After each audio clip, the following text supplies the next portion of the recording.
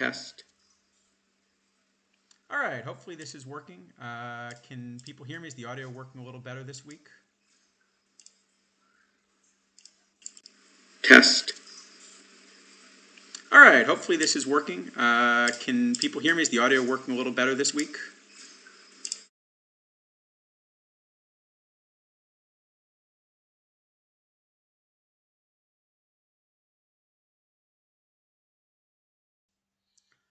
Okay, great. So, first off, thanks to EVC for the raid. Welcome to, I think probably most of y'all know what we're doing here. But in case we have some first timers, the idea is that we're running a model on some of the new cards to try to figure out basically whether they play and kind of which ones are the most important ones to get quickly and might play in a bunch of formats, and which ones maybe are a little bit less playable. So we've got 56 new cards this week, and we're gonna, I always say we're gonna try to get through it quicker. This does seem to be a stream that just ends up getting everyone all of their drops, but we're going to try to get through it pretty quickly this week, and we're definitely going to finish before Dishnet does the Friday Showdown. But hopefully we're going to try to get through some of these and see how they look. So we have 56 new Future Legend cards. We also, by the way, have the PTCS reward cards, and I haven't been able to find those in the shop. So if anyone in chat knows a way that we can get those in the shop or something like that so that I can put them on stream, then I'm happy to kind of put them up against some of these Future Legends and some of the existing cards and see how playable they look. Otherwise, we're going to have to wait on that until the cards actually appear in the shop. But otherwise, yeah, let's take a look at a Future Legend set. We were kind of told coming in that the intent was going to make the set a little more playable. Okay, they don't go in the shop till the tournaments are yeah, that makes sense actually. Because I guess they have to be in the shop when the tournaments are generated because they're in the prize pool. All right, that makes sense. Yeah, thanks a lot, Isidafo. All right, so yeah, I think why don't we go ahead and get started and take a look at some of the silvers. And I think generally the silvers here, a lot of them are going to be, very much in the meta. You have a 20,001 buy order ready for Yaz. I hate to break it to you, but it's possible you're overpaying. I guess we'll see. Actually, that's a good question. What did Caminiti end up selling for? I can check that.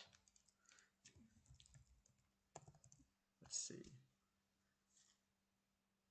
All right, so you can. It looks like you can probably get. No, I guess you can't really get more than 20,000 for Caminiti because after tax, this sell order is just 20,000, isn't it?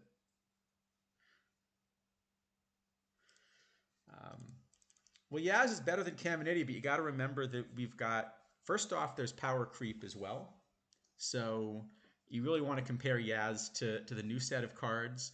But then also, most of the people that are going to win a Yaz are kind of going to have strong builds to begin with. So yeah, well, I guess we'll see what the card looks like. But all right, let's take a look at the Future Legends. So let's go back and take a look at some of the Future Legends. As you can probably see, I don't have a lot of these in my account, so we're going to have to go from the card shop when we take a look at them.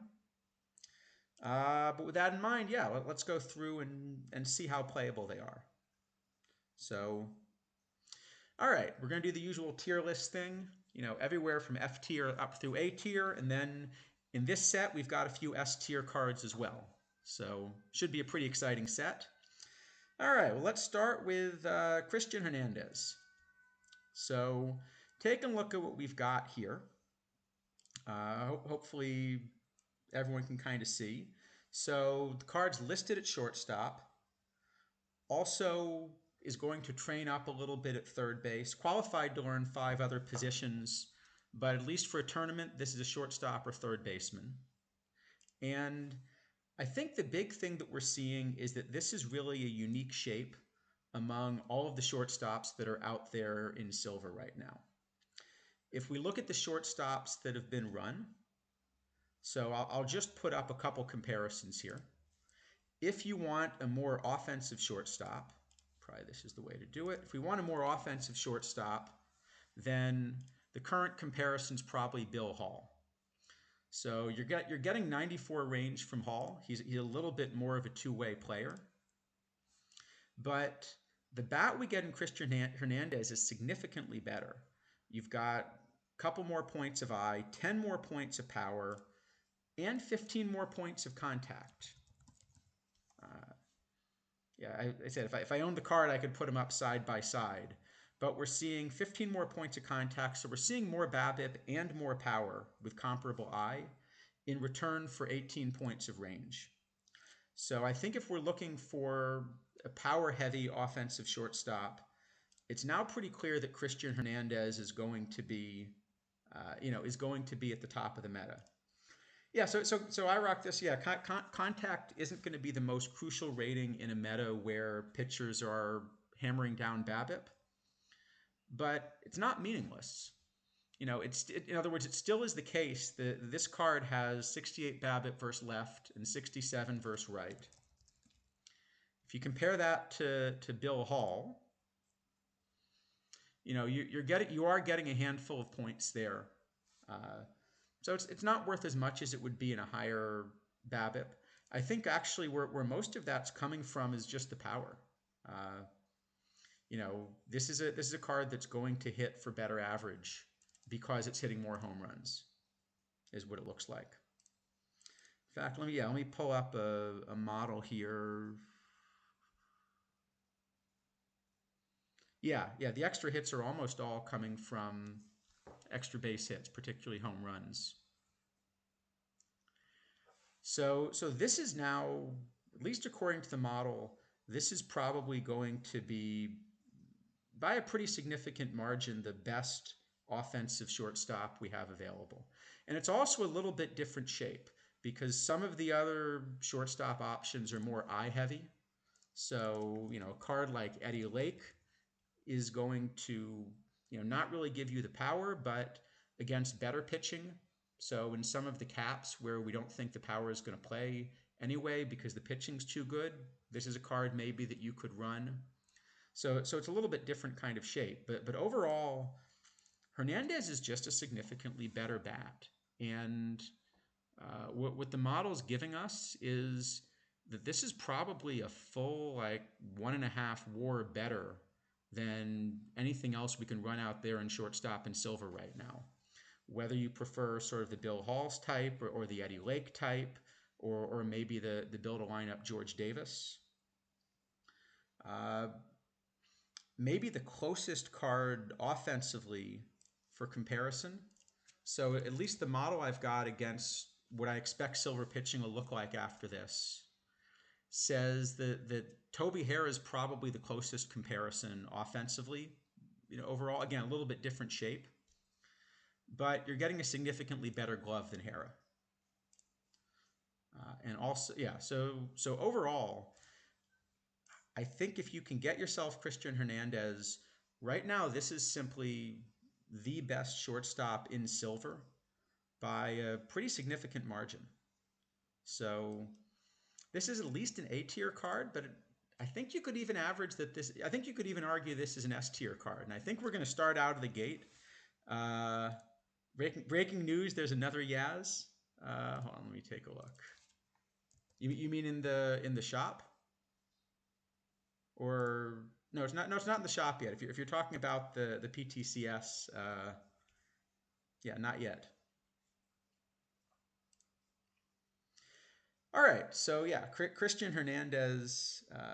Wait, the one released wasn't the real one.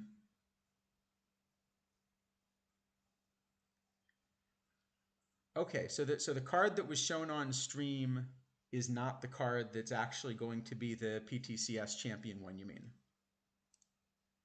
Is that what you're saying? Sorry, I haven't read the Discord yet. I'll try to check after the stream.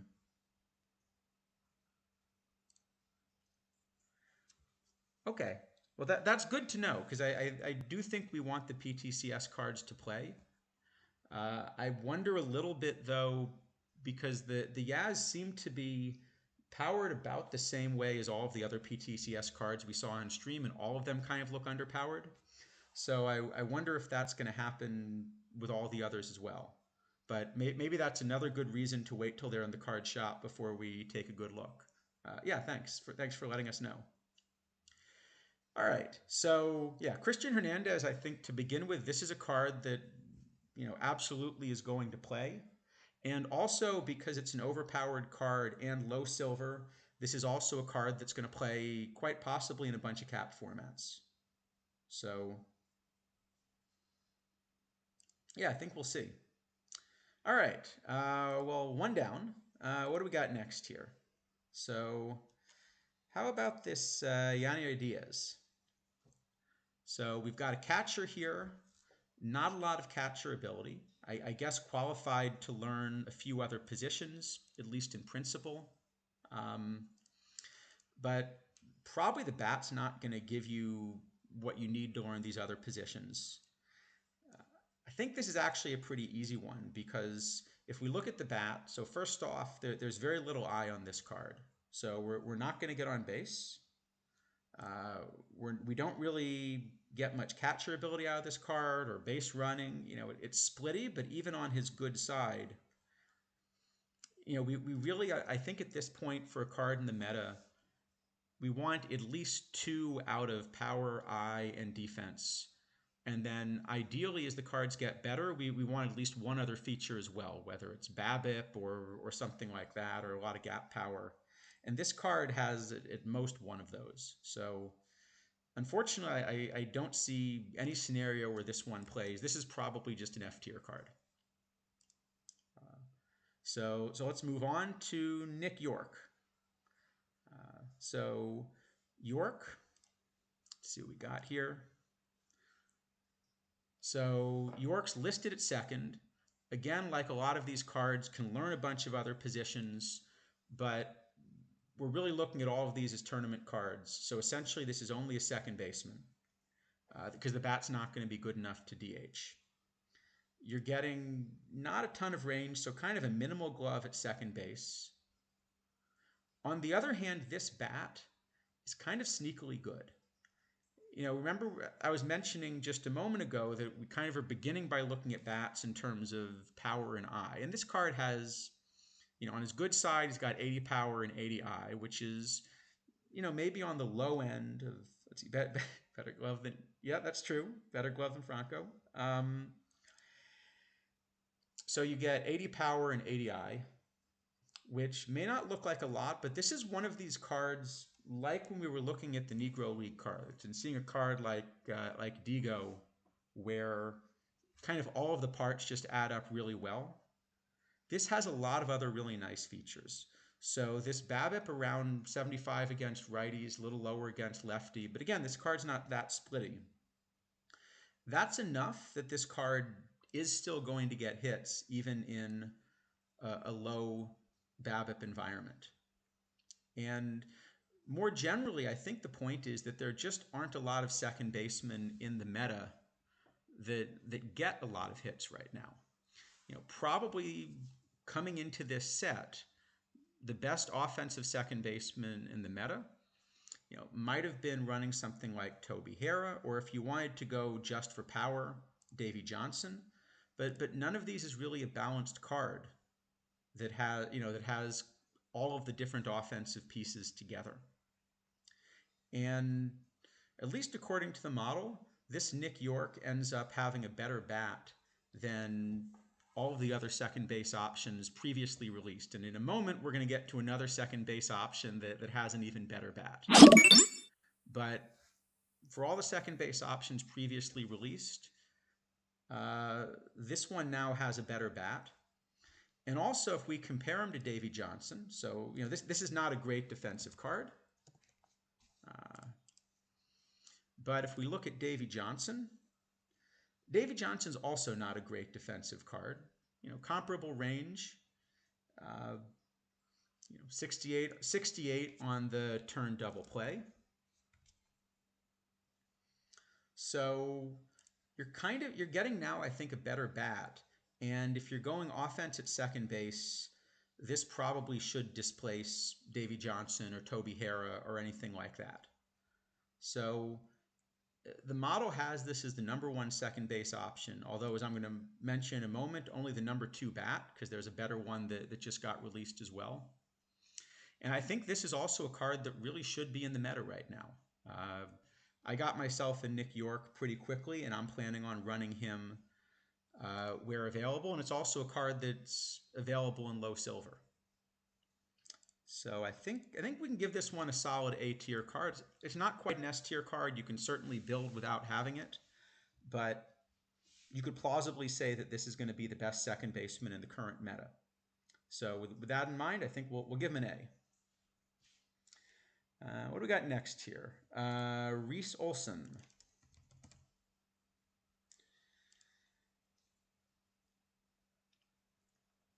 All right, so we got a starter here.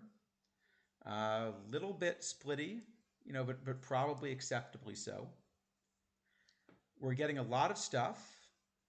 Little bit of home run prevention, maybe more versus righties. But we have both low P BABIP for the current meta and low control. We've also only got 50 stamina, so probably we're looking at this card as a reliever, where with a 97 changeup and an 86 slider, the stuff is even going to play up a little bit more. I think the problem is just that in the current meta, you can get away, with either somewhat lower control or somewhat lower P BABIP if you're preventing enough homers and striking people out. But in the current meta, you need to be able to do at least one of those as a way of preventing people from getting on base.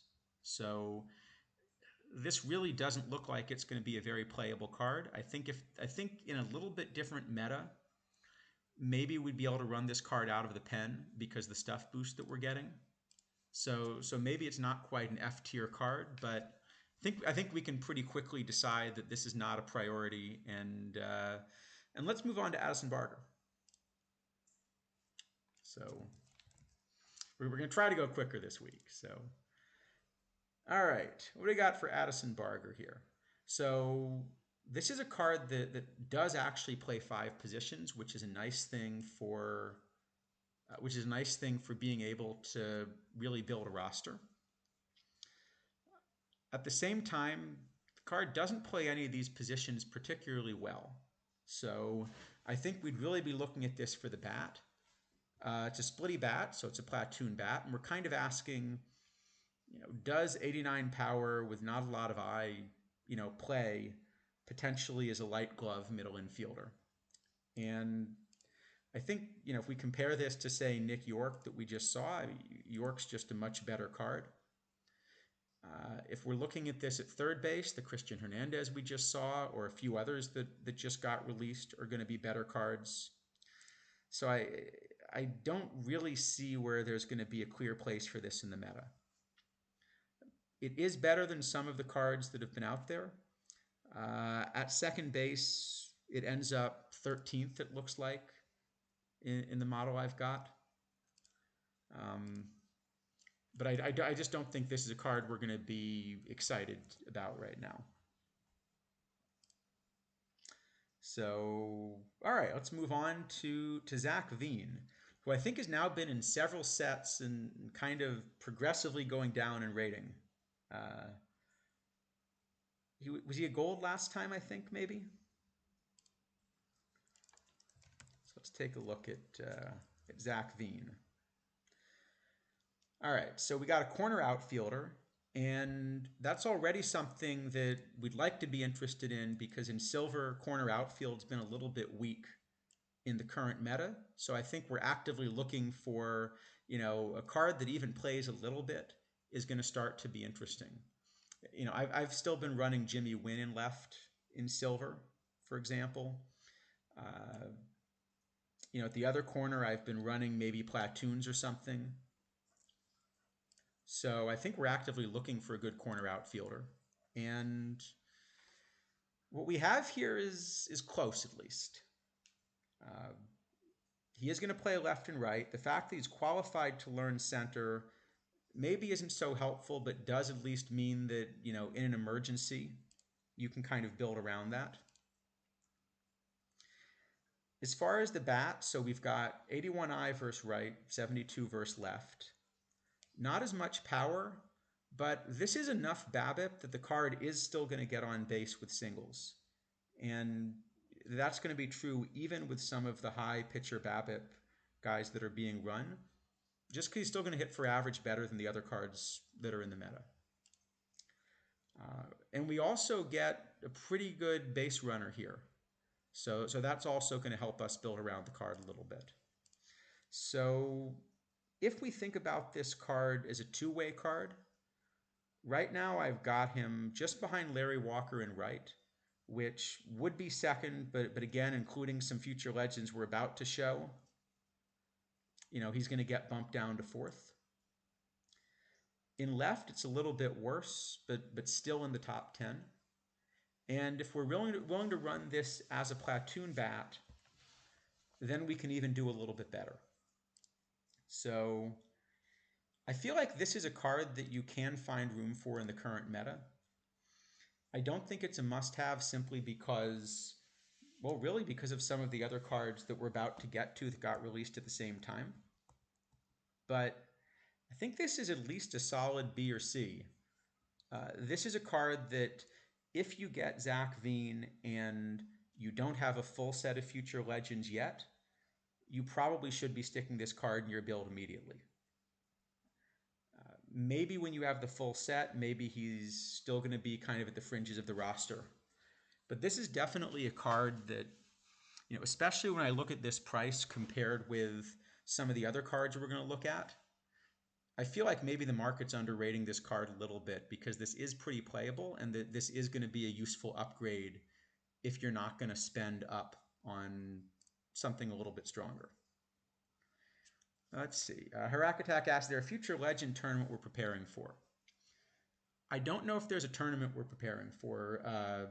In the past, there have been future legend specific quicks, and there certainly seem to be a lot of different formats this year. So it wouldn't shock me if there ends up being something that's aimed at future legends. I think at a minimum, it seems likely that not only will the future legends sort of play in this meta, but I think there will almost certainly at least be some missions that involve collecting future legends. But I guess we'll see.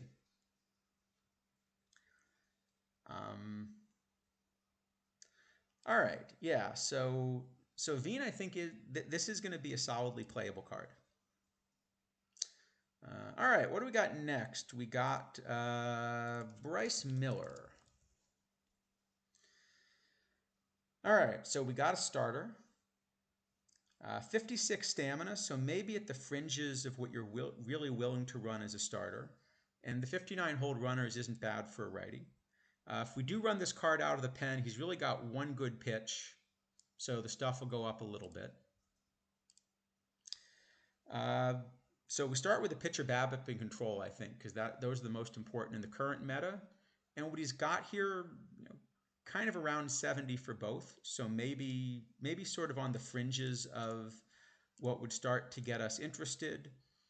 You know, certainly not in the tier of the top cards. You know, like Robin Roberts has, you know, what, 103 control and 93 pitcher BABIP or something, depending upon how you weight it. So, see, the card actually that this is most similar to, I'll bring that up. It's nearly identical to this Vince Velasquez. You know, the splits are slightly different, but this is almost identical to Velasquez.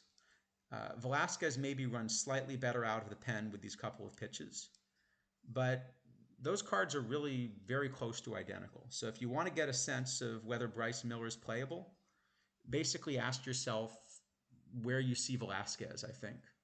And probably that's somewhere in the 10th to 15th range among starters. So not a card that you're going to completely hate if you end up being stuck running it, But if you're trying to compete at the sharp end of the pool and you have access to all of the silver cards, then this is not going to make your roster. Um, so what do you think? Maybe we'll give it about a C tier. This is definitely a card that could be in the meta, but I don't think a card that we're going to feel one must play. So all right, what do we got next here? Edouard Julien.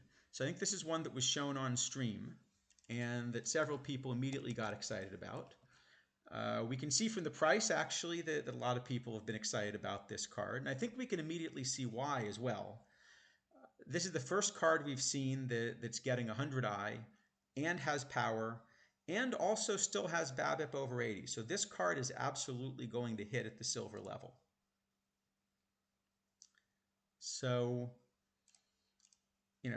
as for the glove, so the card's listed at second base.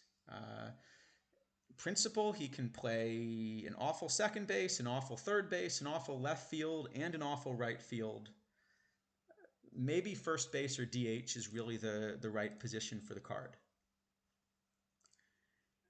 The thing is, the bat is just absolutely top tier right now.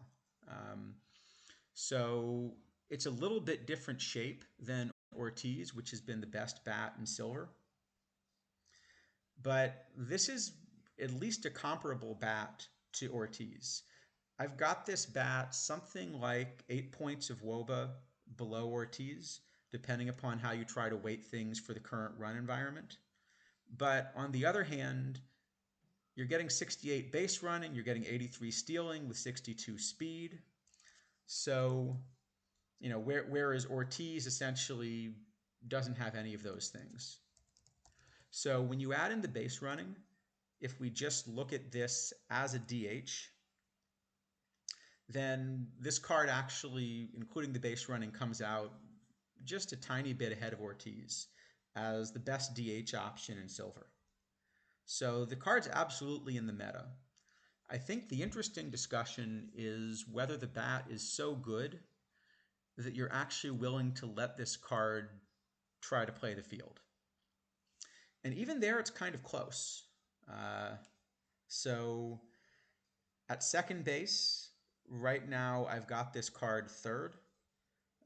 By far the best second base bat, significantly ahead of York, who we just looked at. But of course, you're giving up a lot in the field in return. At third base, I've got this card just ahead of the Christian Hernandez we just looked at. Second, behind the Noelvi Marte we're going to look at in a moment.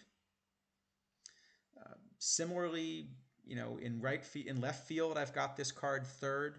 In right field, I've also got this card third. So, yeah. So if you ask why I would ever move from first base, I think it's just a question of getting your bats in the lineup, because right now the best, if this and Ortiz are the two best bats, you're looking at one of them playing first and one of them DHing probably. And if you then end up with a third bat that you want to DH, let's say you want to DH a card like Jeff Burrows, or let's say you want one way to get Lance Berkman in there and you don't want Berkman playing the outfield or something like that, then you have to ask, am I willing to let this card play the field somewhere in order to get one more bat in the lineup? But I think that's really the only discussion here, because otherwise this is just a bat that you need absolutely in the lineup somewhere. Yeah, so Evil Smokey Bear says, yeah, if you boost BABIP a little bit, then he's going to be number one at first base. Because if you compare, Ortiz, what makes Ortiz work is that this is just such an efficient card, because all of the overall rating essentially is coming from power and eye, and not from any of the things that are being suppressed. And Julien isn't as efficient, but the overall power of the card is just better. So even though some of the things he's doing are less efficient, this still ends up probably being a better card. And also in a cap, this is still a low silver. So I think here we've really got another S tier card. Maybe you could argue it's an A tier card just because you may be forced to run it at first or DH it. But I think I would at least try running this card in the field, or at least maybe running it at DH and being willing to have this be the backup second baseman or backup third baseman if I get desperate. I think the bat's good enough that I might even try it. It's at least close. So, yeah, I don't know. What does chat think? How many people in chat would be willing to run this anywhere other than first base? Trying to think where you hide him. Maybe right field even is the place to hide him. As much as he's an awful right fielder, just because most of the comparison is against awful right fielders.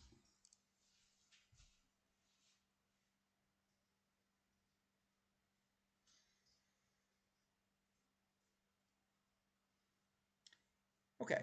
Well, see what chat wants to do. In the meantime, let's go on and look at the next one. So what do we got? We got Caminero. So three positions, again, plus qualified to learn things, but we've got a 3-position infielder. Wonder why the card art's not loading, actually. Let me maybe just go out and come back in and see if we can get the card art to load. Yeah, I wonder the other thing you could do with Julian is Ortiz is kind of splitty. So, oh, I got a slot. So why don't I, let's see. I'll play the low diamond cap. All right, let me try again and see if we can get the card art to load.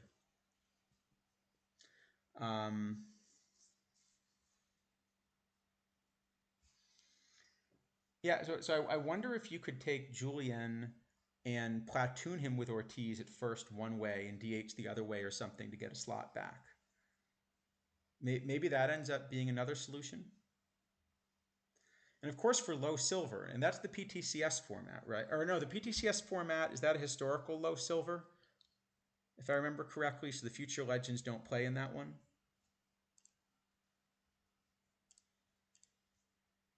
But all right, let's see if we can get the card art. There we go. All right. So we got second, third, and short.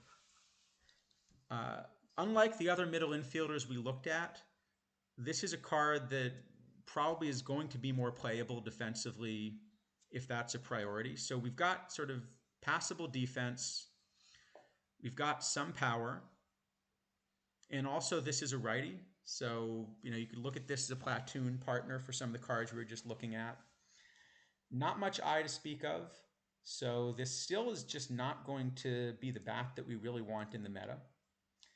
And I guess the question is, is the glove good enough to make up for it? Unfortunately, it probably isn't, because if we look at cards that have similar overall bats, the problem is that you're comparing this against, say, a card like Bill Hall coming in, where maybe this bat's very slightly better, but Hall's much better defensively up the middle. So I've got this card, somewhere around 10th to 15th at shortstop. At third base, maybe closer to 10th because there aren't as many third basemen in the meta, but like 3 or 4 WAR behind the top options there. At second base, again, probably 10th to 15th. But the truth is, just doing a head-to-head comparison, I'd still rather run Ryan Schimpf, I think, than this card at second. So, yeah, that's right. Yeah, PTCS is a silver historical cap, so this card's not going to play, but it might play the silver floor for that format instead, the Julian. Yeah, so I think this card, again, it's not a card that's a disaster if you end up in your build. So maybe we'll give it sort of a solid C tier, but this is not really a card you want to rush out and get, given the other options. All right, so what do we got? We got Waldichuk. And I know we need to speed this up a little bit. We definitely have to be finished a little earlier this time because we got to make sure we're out in time for DishNet. So please chat, remind me to speed up when we get sidetracked. All right, so we got Ken Waldichuk, uh, starter. We've got a ton of stuff, and really three pretty good pitches. Kind of splitty, but good home run prevention against righties and excellent against lefties. The problem again is just this card doesn't really have PBABIP or control to the point that we need in the meta.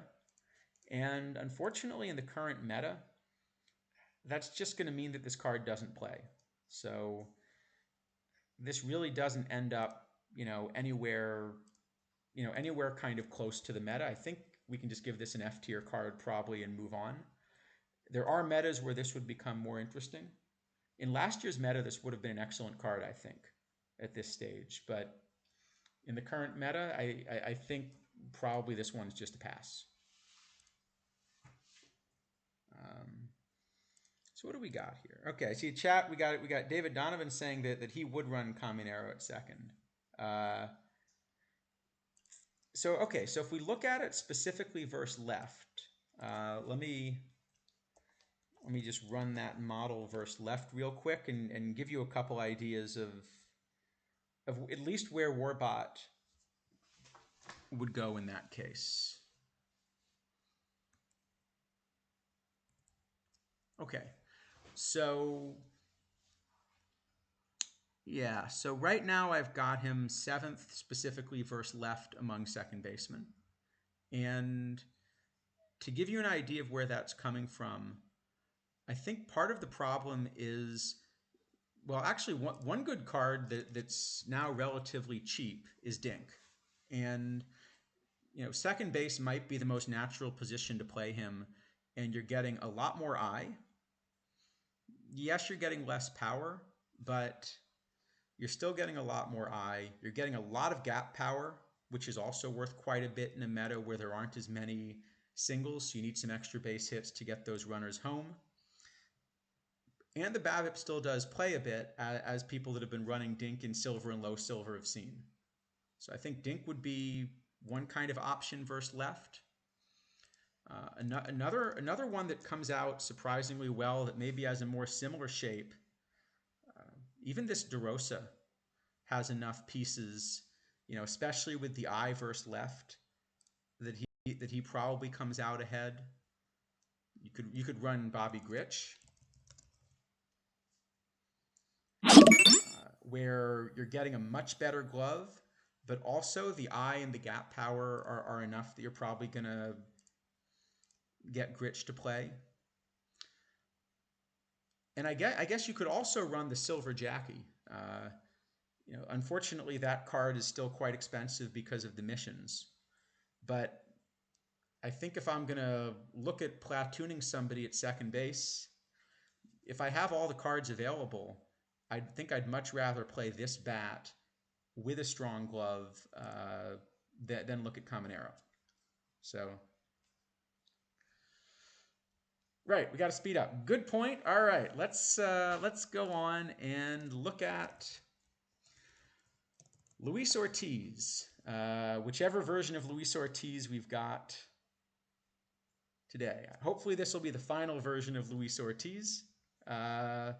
So again, we've got a listed starter, but given the 47 stamina, this is a reliever.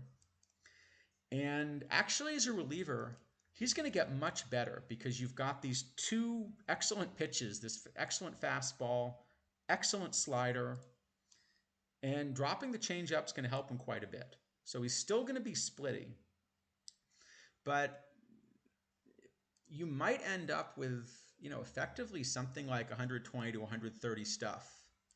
I'd have to kind of sit down and try to calculate it, but it's going to be an enormous amount of stuff. I don't know if someone in chat has that calculation available for these 294 pitches. But you're going to get a ton of stuff. He will suppress homers, and you do at least have pitcher BABIP versus righties. So I don't think there's any chance that we're looking at this card as a starter. And he's still not going to be the ideal shape for the overall meta.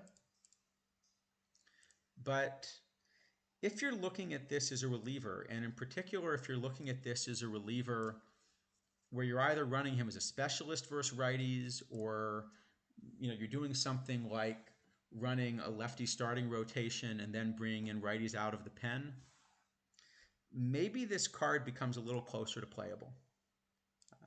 So I still can't think of a way I'm going to run him, but I think we'll at least give this a C tier option just because of the stuff and because of the ability to suppress sort of everything against righties. It's almost a Neuhauser, like from gold-like shape against righties.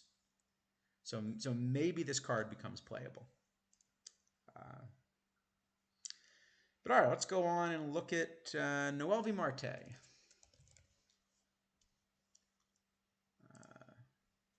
Here we go. So Noelvi Marte, listed at third base, does play shortstop, but I think this card really is a third baseman, except in emergencies. Does play acceptable third base, though, and if you had to run this card at shortstop, maybe it's okay. Yeah, is it off? I think that's a good point, that most of these future legends, the stamina is low enough that you're probably running them out of the pen. Maybe you do just run them as starters and you plan on running them 4.5 innings or something and running a 13-man pen. Maybe that's the better option because if you're going to get good enough innings. But I think these are mostly relievers just because of the stamina.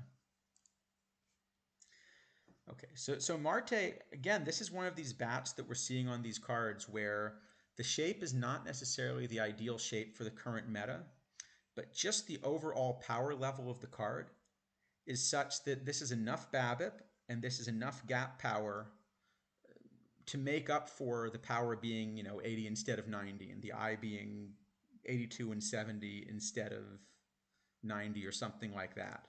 And when you put all these together, we really end up with a solid bat.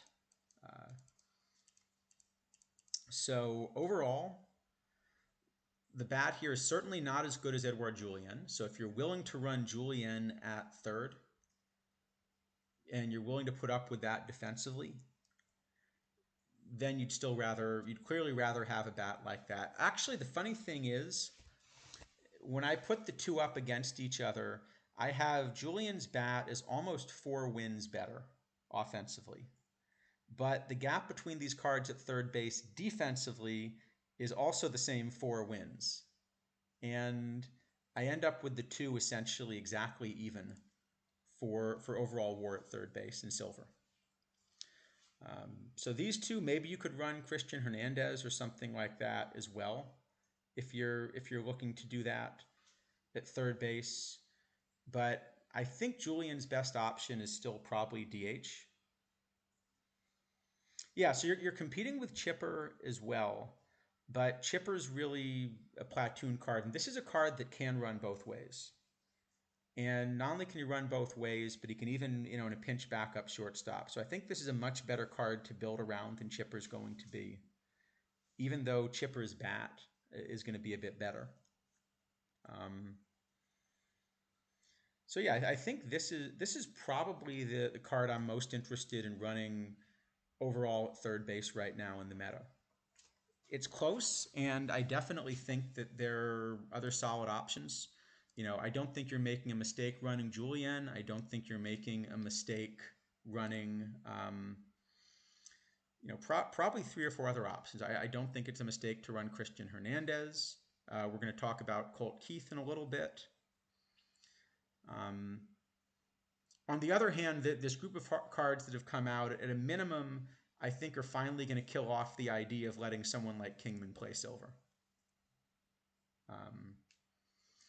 Yeah, Chipper's bat is really good versus left, and I think part of the decision is going to come down to just how many left-handed starters you expect to be in the meta. So if we pull up the silver Chipper, yeah, you're really getting a ton of bat versus lefties, but at the same time, this has to be a platoon bat, and the glove's not great. So I think you could actually I think what you could do is you could platoon Ortiz and Chipper at DH, run Julien at first, or something like that. Maybe that's the answer. Yeah, so I think Marte, I think if you're going to run a single two-way third baseman, I think Marte maybe is my top option. But if you're willing to run a platoon, there are better cards versus right and there are better cards versus left.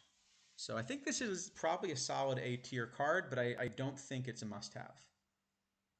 Maybe that's a good description. So what do we got? All right, Colt Keith. So here we've got, sorry, here we go. So here we've got another card, again, listed at second and third and can train a bunch, but really this is probably a third baseman, and this is going to be a bat first third baseman as well. Now, I should be a little careful there, because remember that a lot of us have been running this Whitey Kurowski, for example, as a bat first third baseman in the current meta. So this is a significantly better glove than a card like Whitey. But at the same time, it's not nearly as good as a glove as some of the better gloves at third. It's also, I guess, a significantly better glove, say, than Chipper. So we have versus right again. This is kind of a funny shape. In last year's meta, this would have been an even stronger card. Here, it's an okay shape, but we've got only 76 on the power and only 72 on the eye versus right, whereas we're just looking at cards that are more in the low 80s. There's a little more gap power here, though, than some of those cards. There's also a lot of Avoid K, which Warbot doesn't tend to like that much. And I think even more so as we start to get into a meta where there's low pitcher BABIP, and with high pitcher BABIP anyway, the lower the batting average on balls in play, the more we don't care about striking out.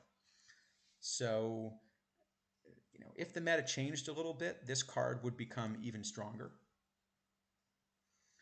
But even in the current meta, overall as a two-way player, I've got Colt Keith fifth. So essentially I've got Marte, Edouard Julien, and Christian Hernandez kind of right at the top. But again, at least two of those you're probably putting at other positions. And then this is sort of right in that next tier. So it's again going to be a better card, say, than the Kingman that we were looking at before. Even though it's not as good defensively. This is also going to be a little worse bat than Whitey Kurowski, but a little better overall. You could think about platooning him, but I think if you're going to, so you could platoon this card with Chipper or something on the other side, and you would do okay. I do think, though, that if you're looking at this as a platoon bat, you have to decide that you're also willing to run him as a backup second baseman. And at second base, even with the good bat, this card really isn't going to play.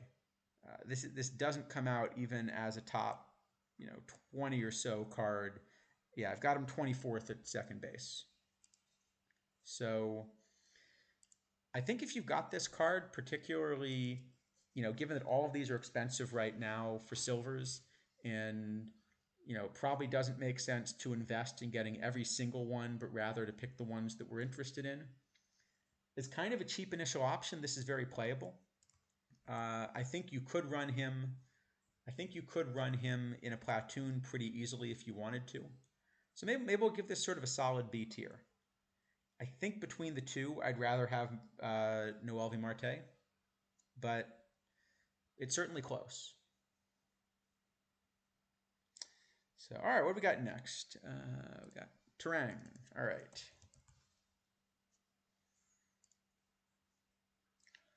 So here's a second baseman and shortstop where, okay, so first off, you're getting excellent defense for silver here. Both at second, the range is decent and also short. We're also getting a really good base runner, so that's going to add some value. The bat really looks like it's at most a platoon bat. And, versus right, 76i for a glove first card is at least going to put us in the discussion somewhere.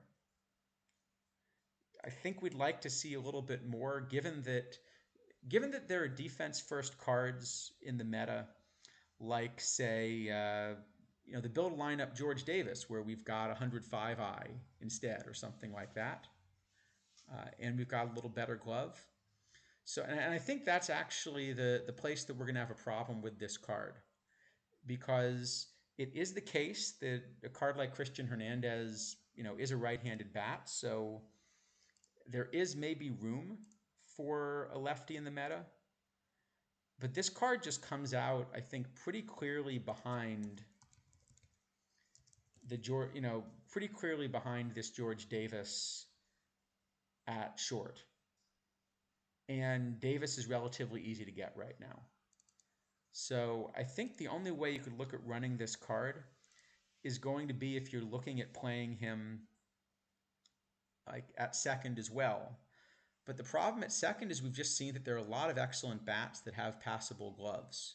So even if you're looking at a glove first card, the problem is that if you want a card, that sort of has this sort of glove at second, now we can compare it against this Bobby Grich, where just this 102i combined with the even better glove is probably enough that you'd clearly rather have Grich. So I think Turang just is the wrong shape for the current meta, and we'll give him sort of a D tier. I just can't see a situation where you're going to end up playing this card, given the cheap options that are available. And then there are some excellent options that came out at the same time. Let's see, Christian Hernandez. Yeah, I think Christian Hernandez. I think you want to run him at short, but you could even run him as a top option at third. And in fact, that's even another way. That's even another way if you wanted to say platoon Chipper. What you could do is you could platoon, Christian Hernandez running short one way and third the other way, or something like that. So that also gives you some flexibility. All right, what do we got here? Cavalli. So as we get to see that I can't type. All right. So Cavalli has a little bit more stamina than some of the starters we've been talking about before. Still not really the stamina you'd love to see. Very low control, moderately low pitcher BABIP. So 70 is good for live cards. So if they run a, say, 2023 cards only tournament, Future Legend plus live kind of thing, then maybe that's going to become a little bit more interesting. But in any kind of open silver, you just have to be able to keep runners off base through some combination of pitcher BABIP and control. And a card like this that doesn't is just going to be completely unplayable in the current meta. So I think we can pretty quickly put that one aside.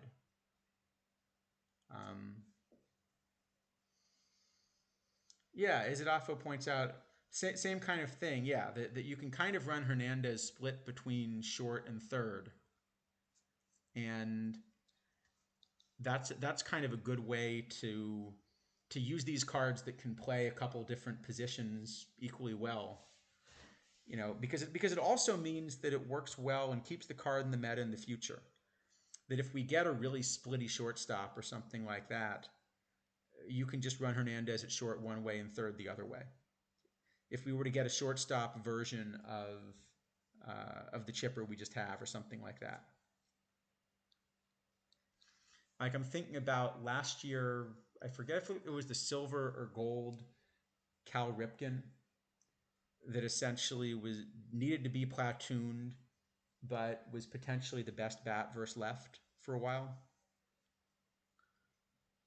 So something like that.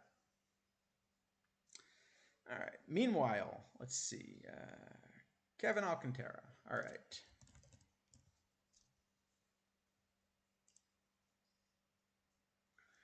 All right. So here we've got a center fielder. And remember that in the current meta, center field has actually been a little bit barren. I think the card I've been running there has been Shinsu Chu, where you're getting a bat and really no glove. So any card that has a semblance of a bat and a real glove is already going to be interesting just because there haven't been a ton of center field options. And this card's going to come pretty close. You have a significantly better glove here. I'll put up Chu for comparison. So Chu, we've got 74 outfield range. We've got a ton of eye in the bat and some power, but mainly it's kind of the eye, and hoping the 74 range is acceptable. Here we have 4 more points of range. So, and then the other bits are a little bit better. So it's at least a more acceptable center fielder. But also, unlike Chu, the rest of the bat's more real. So in return for giving up all of that eye, we do get a lot more power. We get some more BABIP. We get some more gap power. Now the eye is worth a lot, and in particular because Warbot, kind of as the name implies, is trying to calculate WAR, and WOBA very heavily starts with an on-base percentage. Those walks are worth a lot. So Chu's bat still comes out over 1 win better than Kevin here. But at the same time, Kevin's glove is better. Also, the base running is going to help you a little bit here. So overall, the card comes out only a little bit behind Chu. It comes out, maybe a quarter of a win or something like that behind. So definitely in the frame for the current meta. And Chu's also splittier. This card is a little better versus left, but it's a lot flatter than Chu. So the more left-handed the meta gets, the more this card ends up in play. The main problem for this card is Elijah Green, who we're going to talk about in a moment. I think just comes out a little bit better. And for that reason, I don't think you want to rush out to get this card just because of Elijah Green. So maybe we'll give him sort of a C tier. But if Green hadn't come out, then probably this would be more interesting. So, all right, let's go into Drew Romo, who we also had seen on stream. And this is a card that really is going to come down to how we model stuff. So what we're getting here, the bat's not great. We don't have a ton of eye. We don't have a ton of power. We do have a decent amount of gap power, but the gap power doesn't help so much when you don't have the BABIP to get on base. So if we just look at the bat here, this bat's probably comparable to the bronze Randy Hundley, or something like that. It's significantly behind, say, running Petway, which I think is what I'm currently doing in silver. And it's going to be even more significantly behind some of the more bat heavy cards. Yeah, there are a lot of cards in the set that would be good if not for another card in it. And I think what that really says is just that the way power creep has gone, the power level jump in this set of cards is fairly high. And that's why we're seeing some cards that don't seem to have ideal shape still being very playable. That's a good point. Yeah, so the bat here, in fact, like the 50 overall Brian Downing probably is going to end up with a bat of comparable value overall. Yeah, more mission sets would be nice, because right now it does seem like what this has done is to make most of the key tournament cards packable instead of mission. But I assume that means we're going to get some mission sets. I would imagine we're going to get the build a lineup, probably next week, right? It'll have been 4 weeks, so that'll at least be a mission set, and there'll probably be a Future Legend mission set too. Would kind of make sense. But I guess we'll see. Let's see. Yeah, so the bat here is acceptable for a catcher, but not excellent. What that means is, valuing this card entirely comes down to we've got this 101 catcher ability and 92 catcher arm.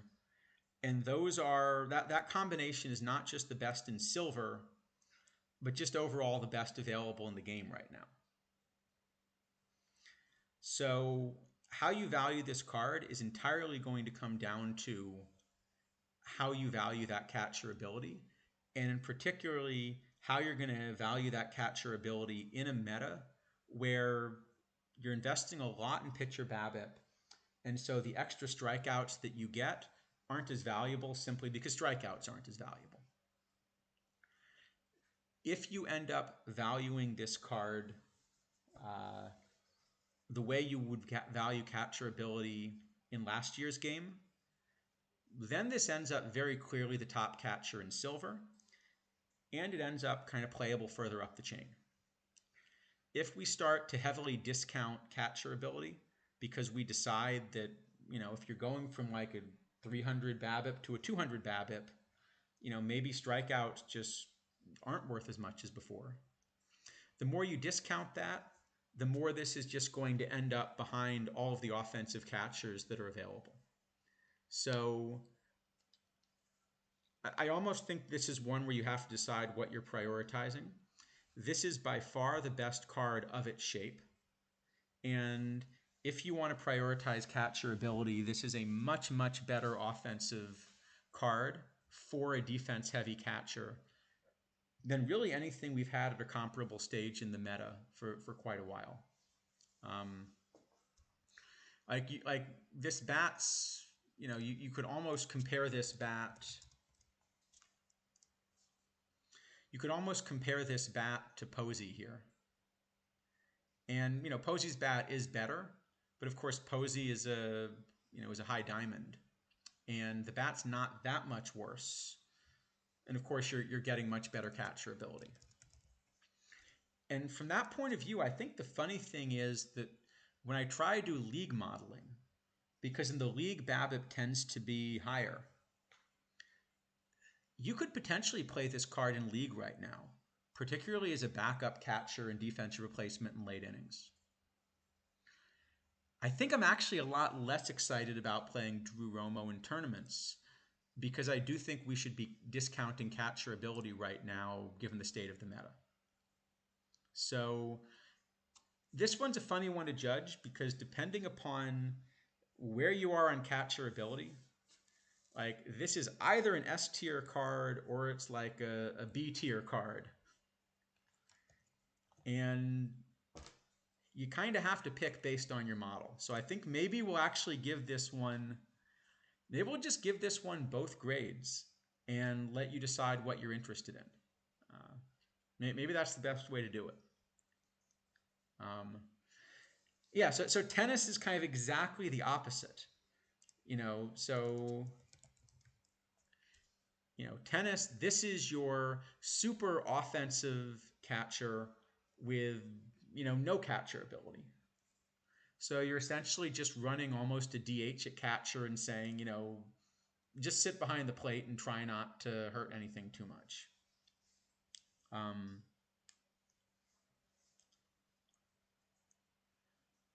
Let's see. So I think there's actually a pretty big difference. So here, I'll put up Petway again.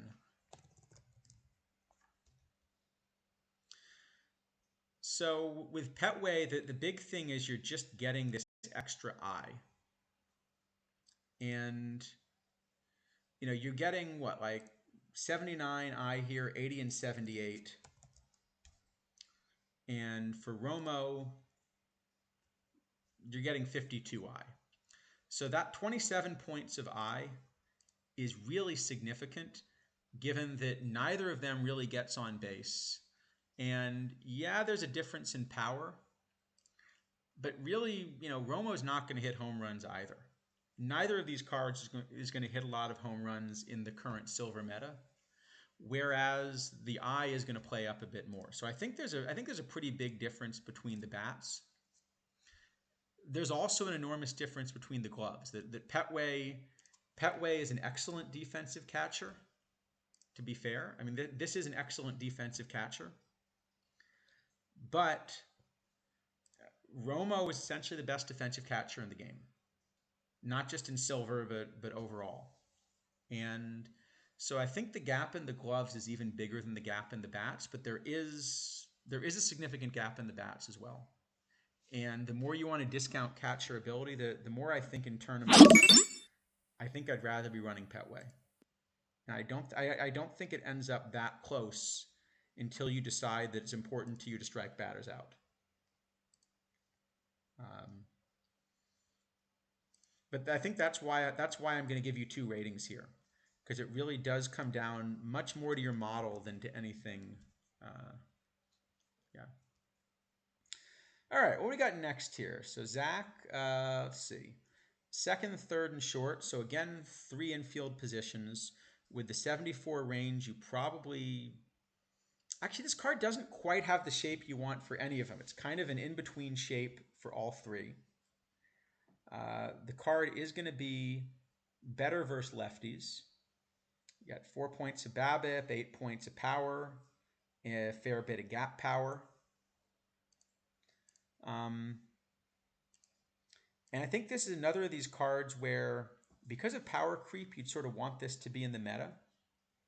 If we compare this to, say, the Caminero we talked about earlier, then probably ends up, sort of comparable at short. Caminero is going to be better at third, but also, kind of a little bit too low in the meta.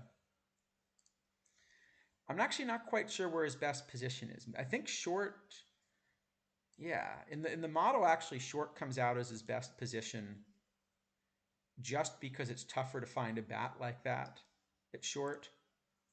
But yeah, this is just not a card that we're going to be able to play given what else is out there. I think, if Caminero was sort of a C tier card, this is going to be a little bit below, because, he just doesn't play enough positions at the same level. And he's behind Caminero even at short, I think. So, all right, let's go on and look at DL Hall.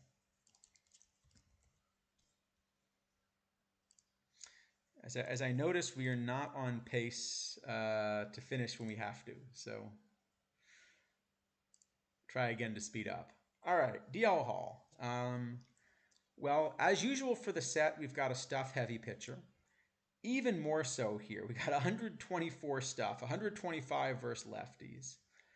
Otherwise, really wants to be a lefty specialist out of the pen, probably. I think the problem, again, is just this is the wrong shape for the current meta. And yeah, we can keep striking more batters out, but in this meta, you've got to be able to either avoid walking them or get them out when the balls are in play, and this card just doesn't. It looks like a fun card. I'm going to give it a D instead of an F, because I really would like to find some format where this will play with all that stuff. It looks like a fun card, but I think we can probably move on. And let's look at Sal.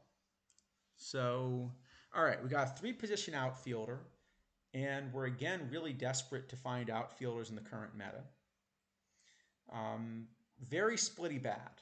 So if we're at all looking at running this card, I think we've got to be looking at running this as a platoon bat just versus right. Can't run them two ways. So with that in mind, let's go ahead and take a look at the model just against righties, and kind of see where he ends up.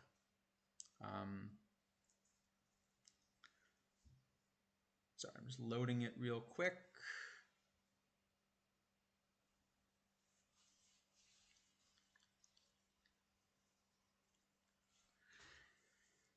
All right, sorry about that. Yeah, so if we look kind of in the corners, which is probably the place that we're most going to be looking for help. Even there, so I've got this bat as 8th in right, but what I do have is 3rd and center. So maybe the comparison actually, yeah, it looks like actually the best place for this card. I've got him 5th and left, 3rd and center. Probably center is the best place for this card. And If you're not willing to run Chu's defense, the question is, are you willing to run this instead? And it's at least a range-heavy center field. So even though the 64 rating looks low, the 77 outfield range is at least more what we want in center. Decent base runner. And, you know, again, we'd like the bat more if it had more power, but I think this card could be on the fringes of the meta. You know, looking at what we were discussing earlier, I think I'd still prefer Chu in center, and I think I'd still prefer Zach Veen if we're gonna look at the corners. But there's probably a card that you can play if you're willing to platoon.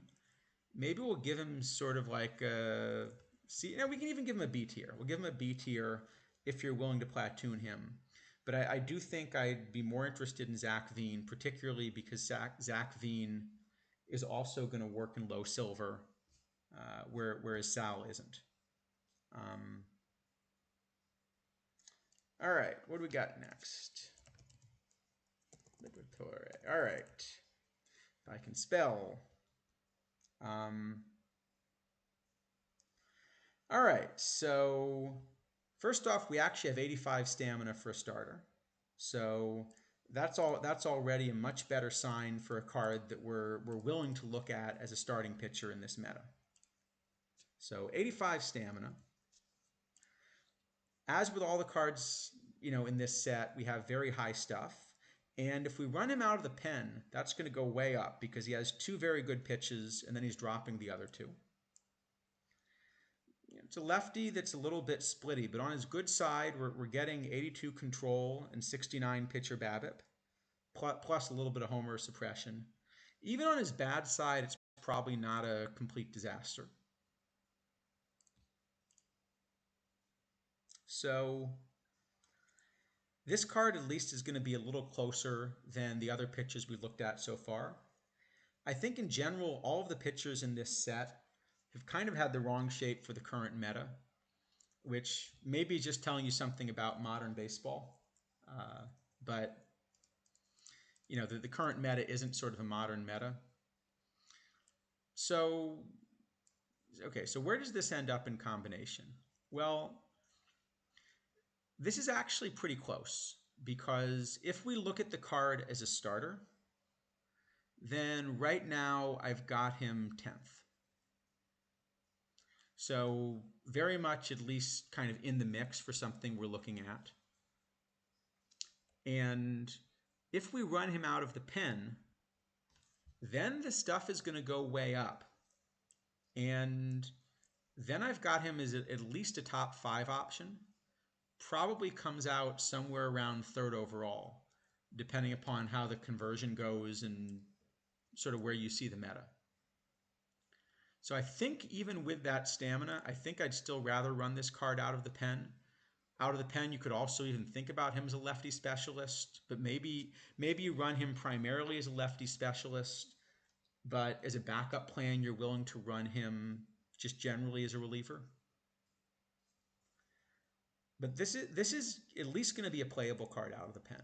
So I think we can give this a solid B. And this is probably the best pitching option that we've got among the silvers. All right, what do we got? Elijah Green. So another 3-position outfielder, 78 range in center. Little better versus lefties, but not super splitty, so you can run him both ways. You know, this is also a nice shape in that he's got a lot of power, he's got a fair bit of eye, and the flaw in the card that sort of is driving his overall down and keeping him a silver is avoid Ks, and that's a great flaw to have in the current meta. So as I was mentioning when we were looking at the other center fielders, this is now the card that I've got as the top center fielder. I do have this displacing Chu. Chu's bat is better, but this is a better glove in center and a better base runner. So I've got him as the top center field option, but I've also got him as the top right field option. And maybe that's even more valuable, unless you are going to stick a card like Edouard Julien in right. or something like that. I think maybe this is even a better right fielder if you have everything available. You can also play him in left. He's also the second best left field option in our model. So I think this is definitely a card that you want to play somewhere. And I think you do want you do want Elijah Green somewhere in your build, even if I think there are a few options as to where. I'm curious if anyone in chat is running him at this point, where you see his best position. But I think this is clearly an A tier card either way. I don't know, where are people in chat running him at this point, or not yet? In fact, I'm going to add him to the watch list now that I think about it. You ran him in the card shop twice. Yeah, you know what? Actually, is it off? I think you could give this an S tier card. I think just the fact that he's the top at all these positions that are tough. Yeah, I think we can even give him an S tier card. I think we'll give him like an S minus. How about? Because I think it's a little behind Christian Hernandez and Edouard Julien, but this is pretty close. If you're running a platoon with Frelick and Green. See, I think this is again one of these cards where if you're platooning him, you can then run him on the other side in a different position. And that's one of the advantages here. So I think it's a really good card for roster building. All right, we got two more silvers here. So Hayden Wisniewski. All right. So another starter with low stamina.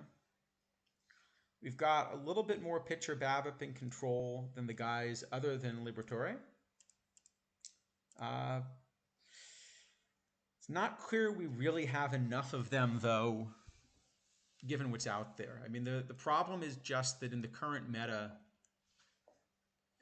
you kind of have to be a little better than this unless you have, the 100+ stuff that we were seeing from Liberatore. And even then, he was kind of relegated probably to a bullpen role. So I think this one we can pretty easily just decide is the wrong shape for the current meta. It's not quite an F tier card. It's, there is some power there compared with what's out there. But I don't think we want to go out and get this one.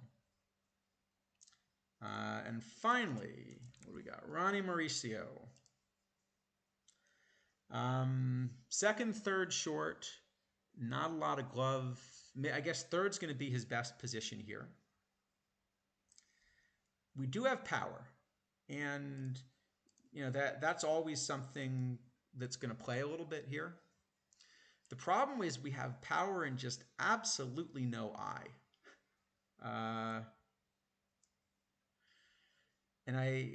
And given the other bats that are out there, and in particular, the ones that have been released, if you look at Christian Hernandez, we've also got power, but we've got more eye and we've got more glove. And you can have that card instead. So unfortunately, I don't think there's a path for this one in the current meta. I don't think there would have been with what was released anyway, with that eye. I think that's just, unfortunately, this is an F tier card. And I think we can move on. So, all right, overall summary for silver. What we've got here is two clear S tier cards in Christian Hernandez and Edouard Julien. Elijah Green kind of is pretty close.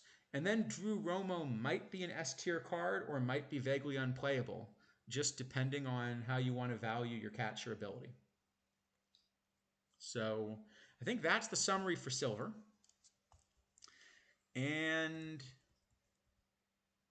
well, here we go. We're an hour and a half into the stream. We've got at most an hour and a half left for DishNet, and we're about a third of the way through. So let's see if we can go a little speed round on this. So we'll try to go a little bit quicker here for the gold.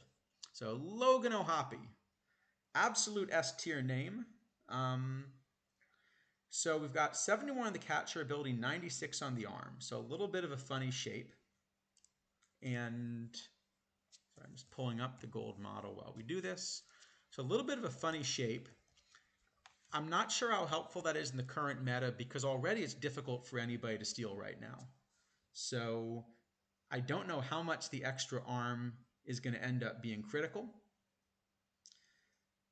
Okay, as for the bat, it's not a bad bat, but the problem is that as soon as you jump up to gold, then, you know, even with the split, as soon as you jump up to gold, I mean, you're comparing this with this Hoyles, who's also better versus left, and everybody has from the mission, and Hoyles just outclasses this card.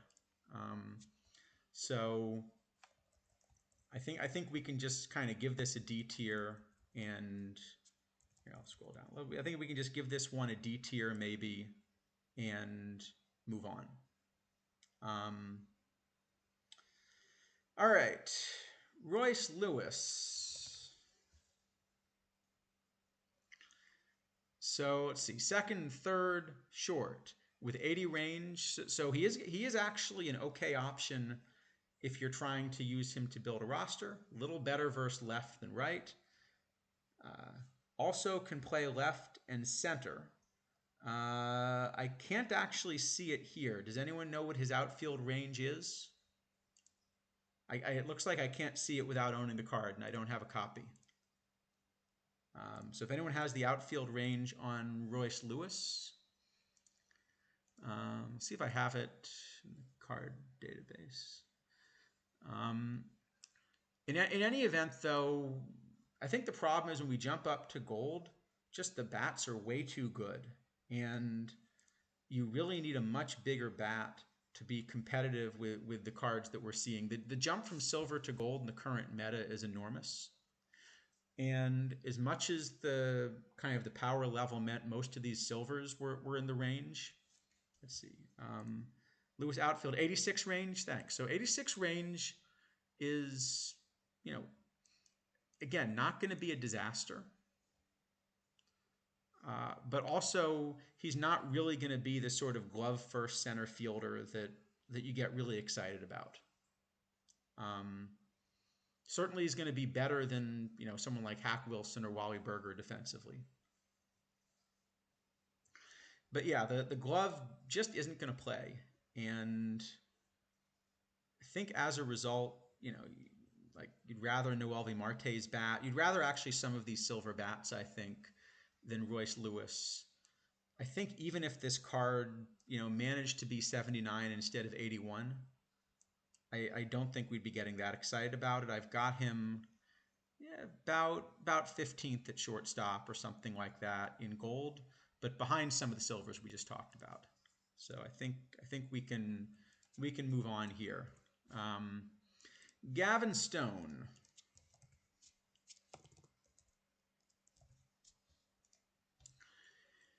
All right.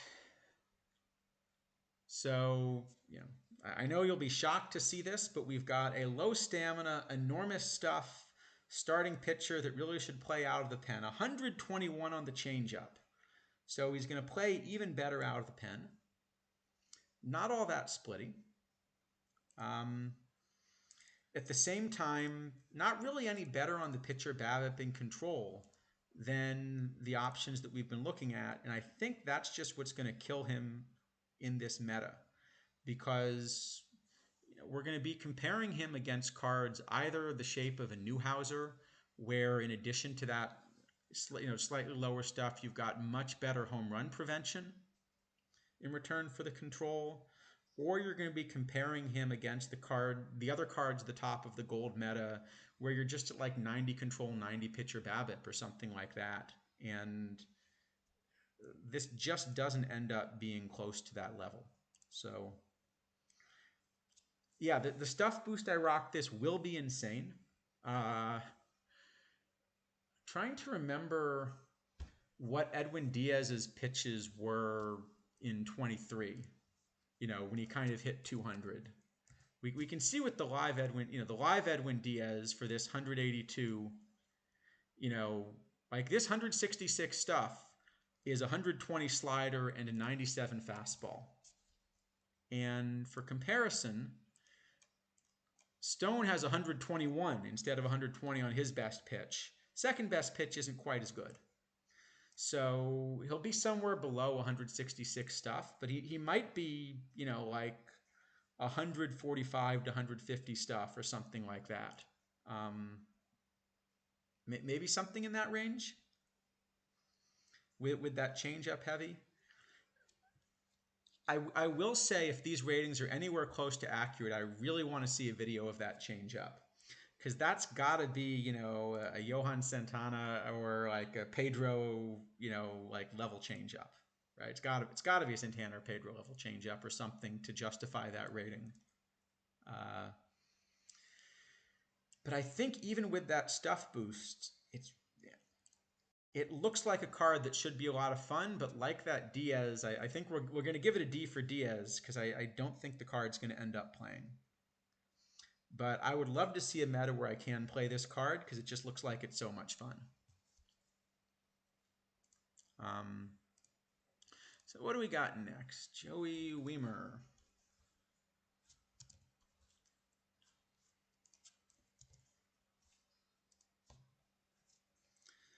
So 3-position outfielder, really good base runner, slightly better versus left than versus right, but you know, and the big split here is going to be in the eye. That 17 points of eye is enough that, you know, probably are looking at this more as a platoon bat if we want to play him. So we're kind of looking at him as a versus left bat. Especially with that base running value, he is going to end up being pretty close to the meta, I think.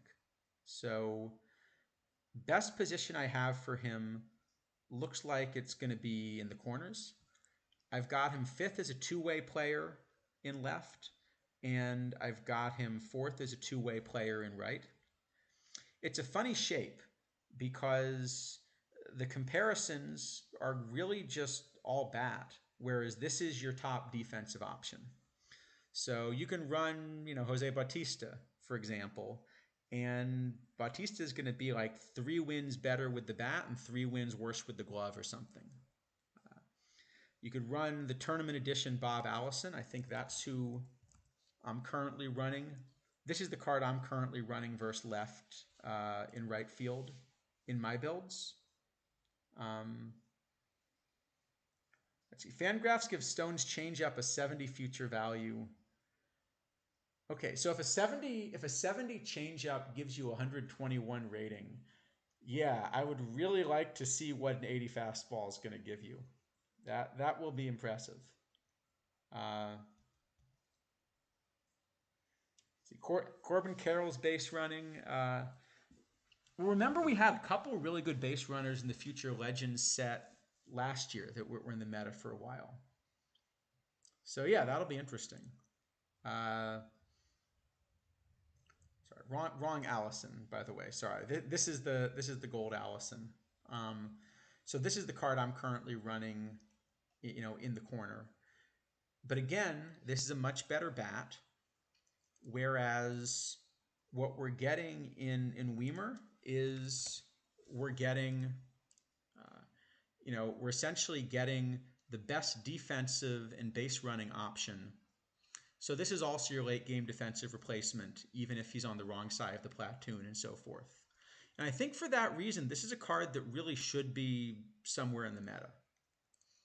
I don't think he's a must-have. He's not your best option anywhere. And one of the things that's unfortunate is that most of the top bats in the outfield right now are right-handed bats. So you can't even naturally platoon him because he's on the wrong side. So maybe we'll give this sort of a B tier, but it's sort of a B. Yeah, we'll give him a B plus because I think there are builds where you would really want a card like this as a defensive option. And again, if the meta shifts just a little bit, and so there are just a few more balls in play and you care that much more about outfield defense, then he's going to be even more interesting. Yeah, Carroll is basically like a peak Ricky would be fun. We've had a bunch of Rickies so far too. So I'm still waiting for really the peak Ricky. What do we got? Ezekiel Tovar. All right. Is our Tovar? Here we go. So that we can compare this against the live as well, and we notice that actually the two cards are similar shapes. That's a good sign. Um, so the Future Legend is a very good defensive middle infielder.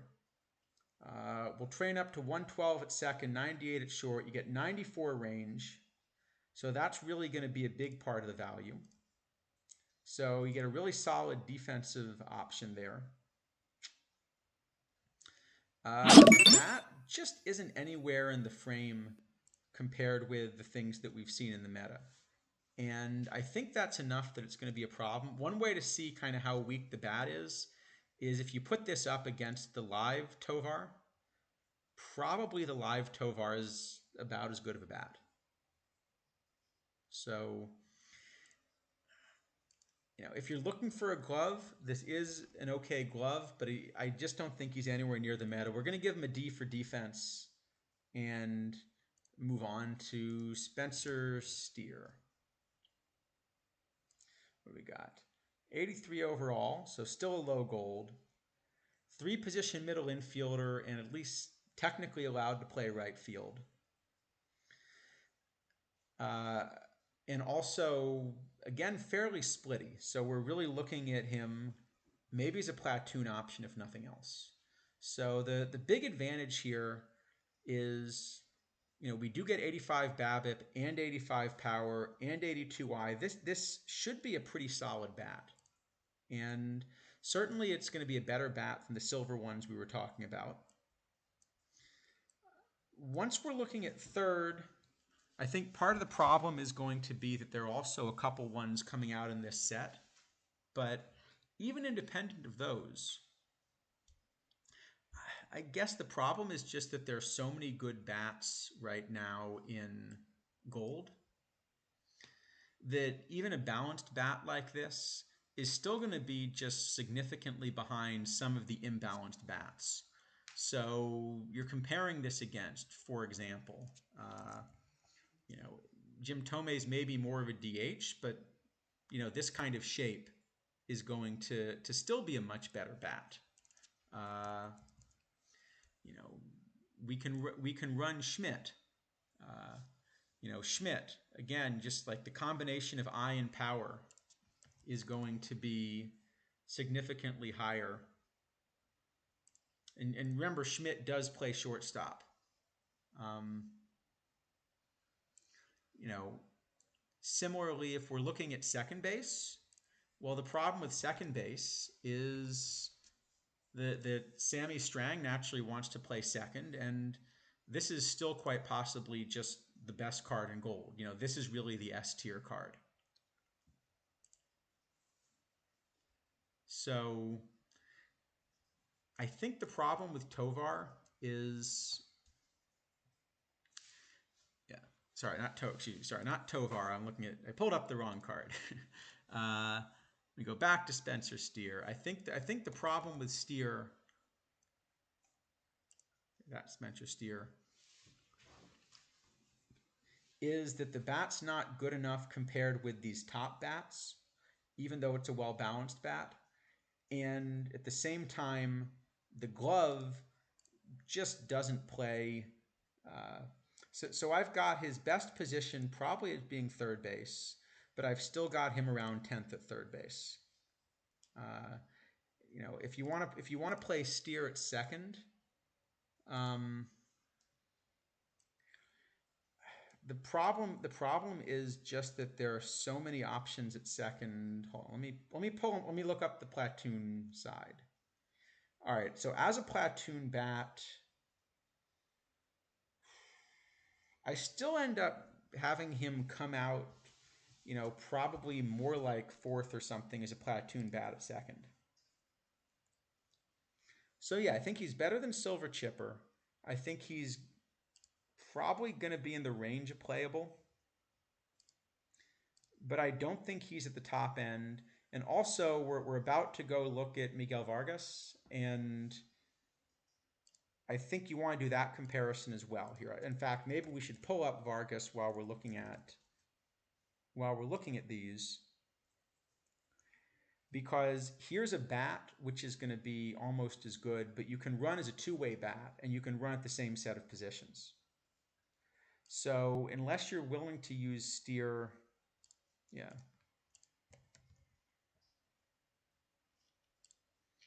So unless you're really willing to use him at shortstop, which I don't think you are, I think I'd rather have Vargas, although it's pretty close. So I'm thinking this is about a C tier card that you kind of can put it in the meta if you're willing to platoon, and being able to play multiple positions is nice. But I think with the other cards that are out there, and in particular, just given how good say Strang and Schmidt and so forth, and maybe Bill Joyce are, I don't think this is the card that you want to look to platoon. So it sounds like in the chat, people are a little bit more interested in Spencer Steer, I think, than I come out. Yeah, and looking at the last 10, there's definitely at least some interest. But I think we'll give him a C. We'll give him a C here. And let's move on to Miguel Vargas. So this is a more balanced card. He's kind of got this funny split where you get more power versus right, but you get more eye and more gap power versus left. So a pretty well balanced bat. You're going to get a little more defensively out of him. Isidafo points out that Vargas does play left, but I don't think the bat's going to give you enough for left. I think the biggest value here, so I've got Vargas now as the third best second baseman, but a lot of people are going to be playing Sammy Strang in the outfield instead, in which case you're doing something like deciding between this card that's the more offensive shape, Max Bishop, which is the more defensive and eye shape, or even running Bill Joyce and just punting second base defense entirely. And this should at least be in the mix. It's a significantly better bat than Bishop, worse than Joyce. And similarly, it's between the two defensively. And the three are all, probably in play. You can play this card at third. I think I've got him, looks like I've got him seventh at third base. Again, if you're playing him, you're looking at him probably as a two-way player, though. So you could try to do some kind of split platoon. In left, he's going to be, also up there. I guess I didn't see it here. But looking at the outfield defense, this is a card that can play defensively in the outfield. So, yeah, you might just run Mitchell there and punt defense. But if you want to run a more balanced player in left, I've also got him fourth in left field. So I think this is a card that definitely should be somewhere in the meta. I'm not quite sure where, and I do think that if you don't have the card, you can find a build that's about as good without him. But he fits pretty easily into the meta. So maybe this is like a B tier card. Maybe even a little bit higher. I think I'd like to see him be the best option somewhere, at least, to be an A tier card. Whereas I feel like right now he's kind of a bench option that helps you build maybe, but is more skippable. Let's see. But all right, let's see what we got. Drey Jameson. So again, we see is just an incredibly souped up version of the live card.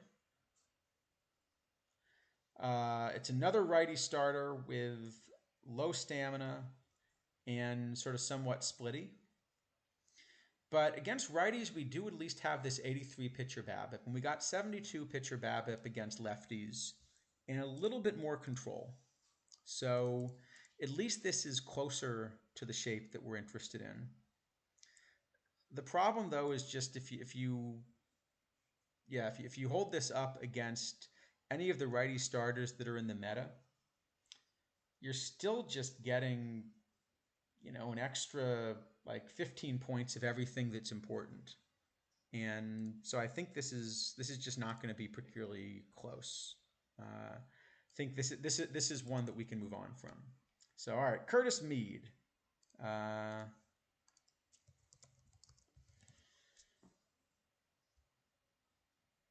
well, we got a ton of gap power. Uh, 72 on the eye, 91 and 85 power. Defensively, you're not getting much. So I think the problem with this card is it's not a third baseman defensively, and there are better bat options anyway. And this just doesn't have the bat probably to play first. So at first base, I've got him about 10th. And just as a pure bat, maybe a little bit higher than that, because even there the glove doesn't quite play the way we'd like it to. But the problem is that the difference between this and really the top bats that you can run, I think is just going to be way too big. So yeah, maybe his best position even is third base and you just punt the defense. But I don't think there's going to be a good way to do it. Yeah, and Casas exists, and we're going to get to him in a moment, and that's also going to be, I think, your more obvious first base option. Um, Alex Hira is saying, yeah, okay, yeah. So a couple people are, well, no, Alex Hira 3 times is saying that he wants to shift Strang. Okay. You three related? All right. Yeah, so I think Mead, maybe we'll at least give him a D tier. You know, that this isn't a bad card, but I just don't think it's going to end up in the meta. So, all right, Diego Cartaya.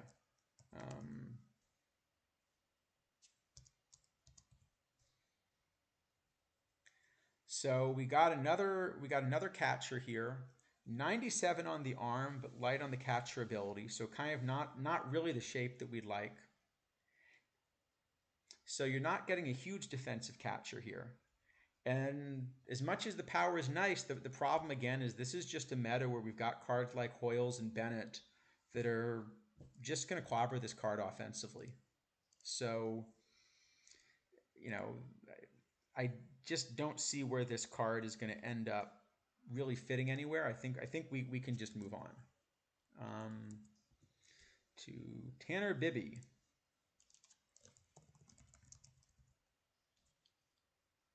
By the way, feel free to let me know if I'm butchering some of these names. I don't have the pronunciation guide for the prospects the way I have for the major league players. So, all right. So Tanner, let's see.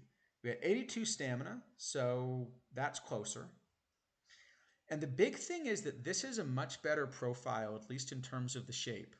Now we've got a pitcher BABIP and control heavy profile, but still sort of an acceptable amount of movement and a little bit of stuff.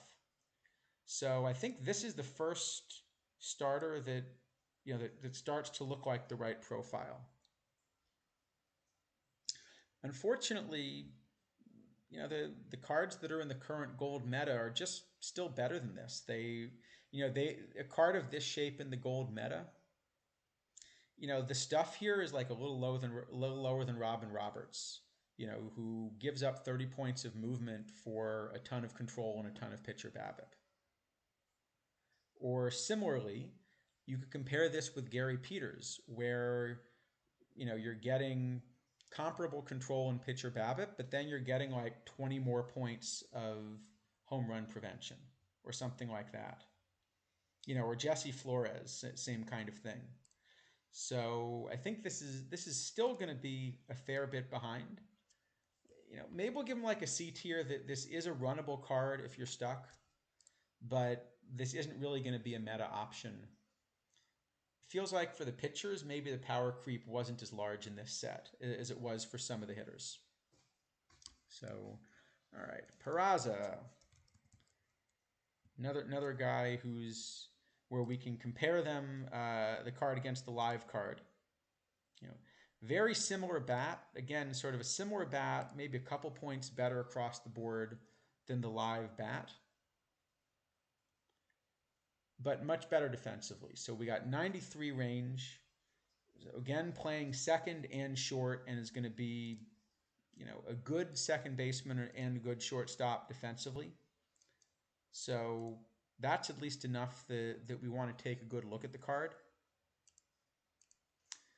So at second base, let's see. Second base, the bats are just too good, and this doesn't end up anywhere in the meta. Let's see. At shortstop, it's going to be a little bit better.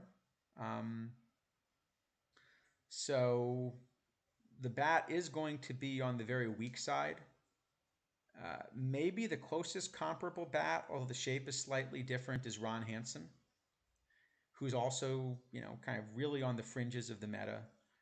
And Hansen even is maybe very slightly better defensively.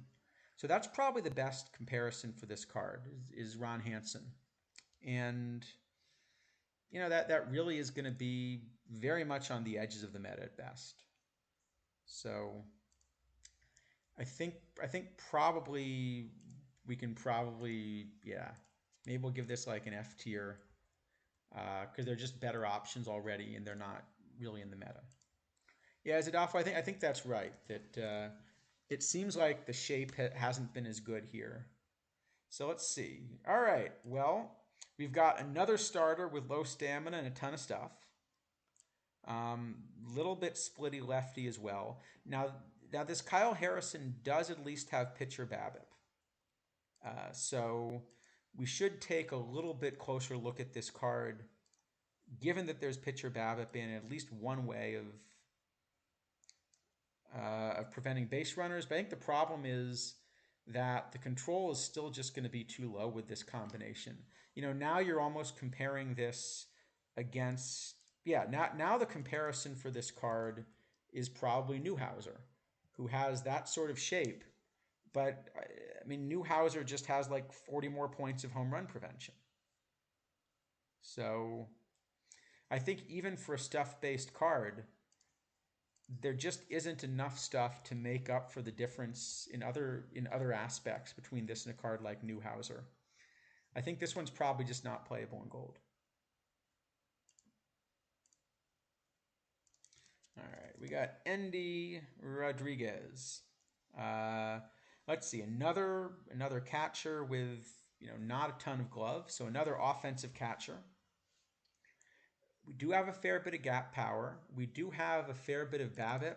So if we compare this against Hoyles, you are getting more BABIP, but still, I think we're just looking at another offensive catcher where there's just so much of a gap between this and the top offensive catchers. I mean, Hoyles is a card where for a while I was even looking at DHing him just to keep the bat in the lineup instead of sitting him a third of the time, like in the very early meta. And there just isn't going to be enough here. So I've got the card. I have the bat a little bit better, just very slightly better than Charlie Bennett, who's kind of on the offensive side of the meta. But there's an enormous gap between the two defensively. And of course, if you really want to go defensive catcher, probably go Drew Romo. Yeah, exactly. I think it's Newhouser a score, and then you run him out of the pen or something like that. That's the shape that you'd need. So I think that we'll still give this card like a C tier because you could imagine running this as an offensive catcher as a backup to Hoyles.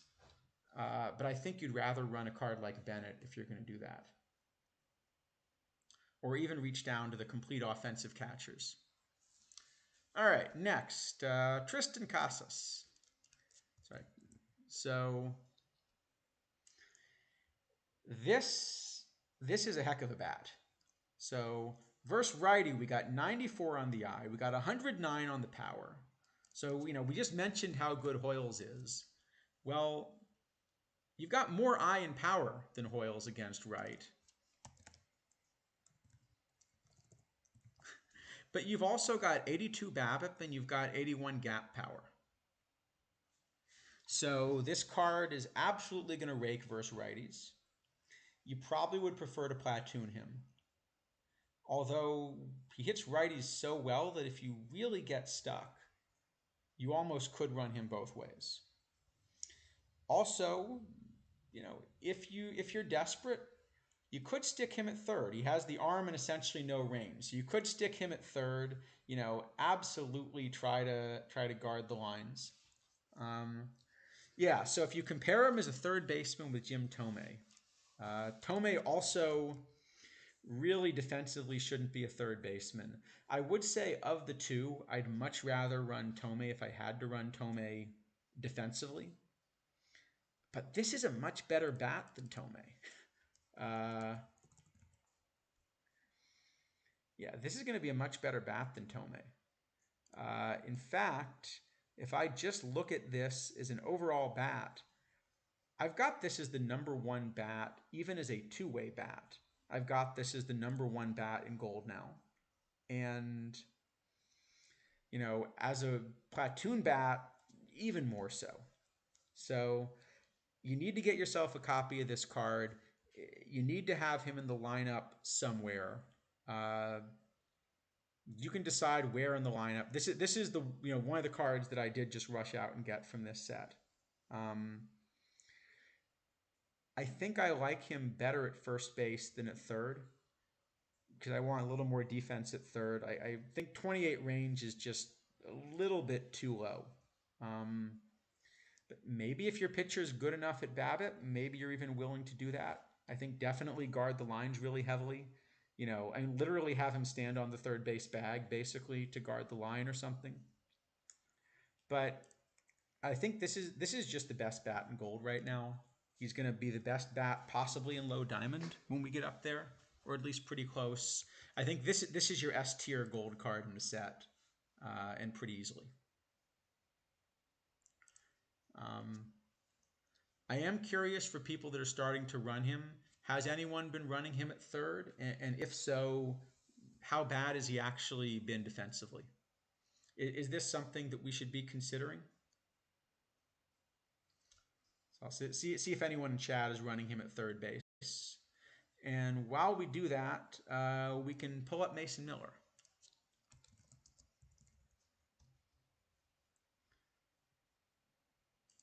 Let's see what chat says. Okay, I'm not seeing anyone in chat. Okay, so Mr. Black's only played him as a DH. Yeah, you can also play him as a DH or first. I think there are a lot of low glove third basemen out there because the problem is I would love to get Casas and Bill Joyce and Jim Thome all in the lineup against righties. Ideally, I'd find a way to get all three. So maybe the card that this really replaces is the Hardware Heroes 86 Kluszewski. And Mitchie Gator also saying DH in first base. Yeah. Okay, only won the gold entry fee was first base, and that's a heck of a slash line. I think for that slash line, you're very willing, if you're going to hit 375, 464, 729, then the answer to where you put him in the field is pretty much wherever he wants. So yeah, I think you want to get yourself Triston Casas. I think that's the star gold card in this set. All right, what do we got here? Hey, we got a starting pitcher. Stop me if you've heard this before. We got a starting pitcher with low stamina and a ton of stuff. We've got 101 on 100 plus mile an hour fastball, 87 slider, 85 cutter. We do have pitcher BABIP and control, so it's really the home run prevention that's missing. On the other hand, you're still going to be comparing this card as a low home run prevention one against a card like Robin Roberts, and there's going to be a pretty big gap there. So, this card is still just really going to be a bunch of steps behind, I think, all of the top gold options. And as much as you'd like to run him out of the pen, I think he's just too far behind really to end up being playable. Um, hey, do or die golds are, you get packs out of them, right? Um, I think if you're running him, you're not wasting him. So yeah, I think we can again just decide that this is too far behind the others to be playable. All right, Kodai Senga. Um, so I wonder actually for these prospects, uh, if we look on the prospect lists, are some of the other Japanese players, like is Masataka Yoshida, for example, going to end up getting a Future Legends card or something like that? Because I guess he's not in the game yet. I guess he'll be in there in the update. So, all right. So Senga, he does have 84 stamina, so that's at least going to be a little bit better. And if we are looking at him as a reliever, well, he has this 95 forkball, 75 fastball. He is better versus righties, but I think again, we're just not seeing enough of any of the home run prevention, pitcher BABIP, or control from this card to really pay a lot of attention to it. I think again that it's kind of unplayable on the pitching. So let's see. Yoshida was not in the Fangraphs 100. Okay, yeah, I saw Yoshida on a couple other lists, but I don't know. And I guess if there were 56 cards in this list, it's not crazy that you could get to 112. I don't know. I don't know if they're just going to do 100. Um, so all right. So kind of summing up what we get out of gold. Gold isn't nearly as impactful as silver. There are a couple cards in Joey Wiemer and Miguel Vargas that you might be interested in kind of seeing somewhere in the meta, and you'll probably see pop up. But there's one absolute S tier card in Tristan Casas, and that's a card that you almost certainly want to play. In addition, I should point out for gold that that Edouard Julien probably is on the fringes of being playable in some builds, and maybe even Elijah Green if you're looking for center fielders and aren't quite sure how to handle it.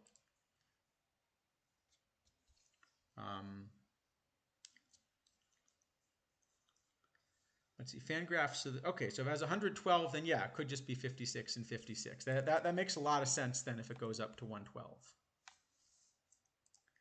So all right, let's go on and take a look at Low Diamond. I think we actually might just barely be on time to finish before the showdown. Here's hoping.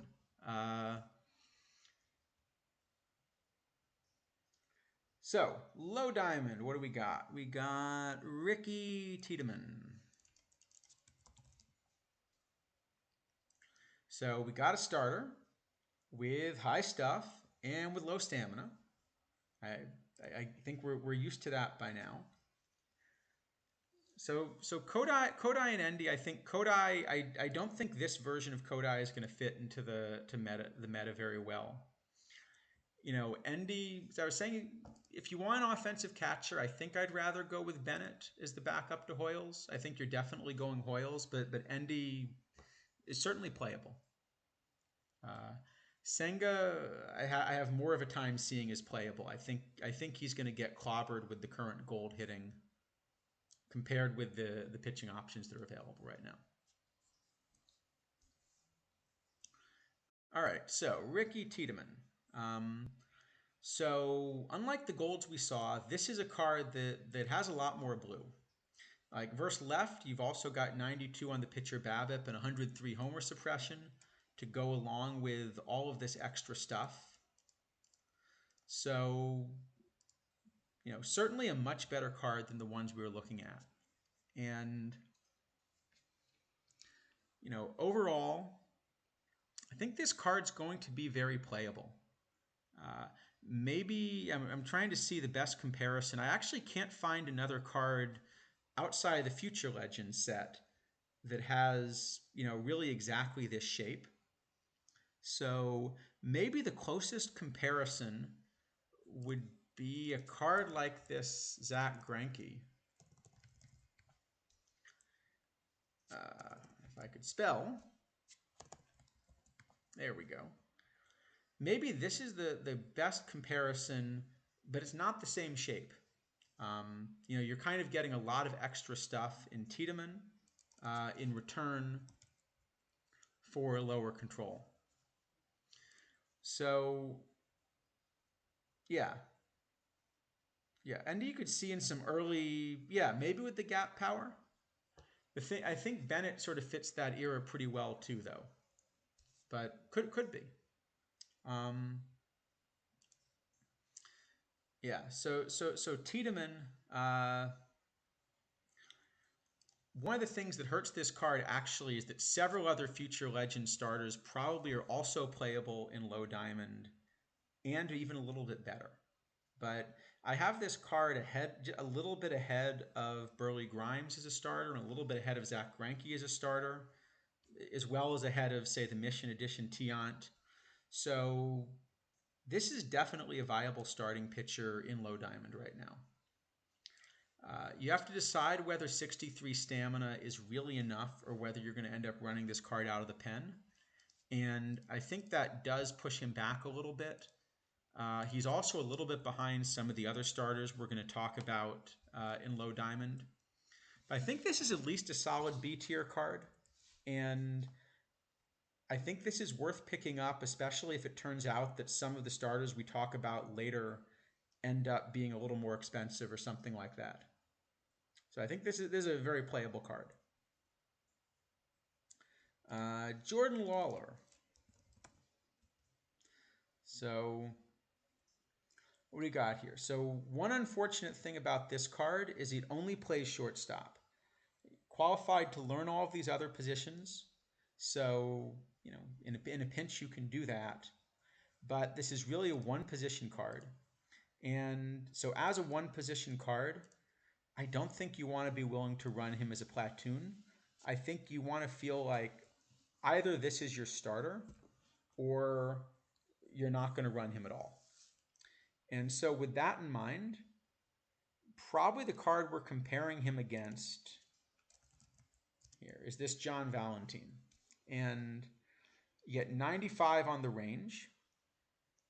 A little bit of a funny split in that you have 10 more points of I versus lefties, but you've got more power versus righties here. But that's probably going to be the closest comparison. So the question is, would you rather run Lawlar where you're only getting 87 range, but in return, you're getting a little bit more balanced bat, and it's also a somewhat left-handed meta potentially. So Lawlar being splitty might not hurt as much. And I think that ends up being a pretty close comparison. Valentin also only plays one position, so you're not really going to want to play either of them as a backup. I've got Lawlar very narrowly number 2 behind Valentin as a shortstop, and I think I'd rather run Valentin. But if you want a little bit more offensive shortstop, you know, just the extra BABIP that you're getting from Lawlar is going to mean the bat's just a hair better, and he's a better base runner. So I think this is, again, at least a solid B tier card, and you'll probably see a bunch of these pop up in the meta, depending upon the balance you want. I think it would be an A tier card if it had just a little bit of training at some of these other infield positions, because then he'd be a lot more flexible than Valentin. Now, so Valentin, that's the problem, is that Valentin is qualified to learn second and third, but this version of Valentin only plays short.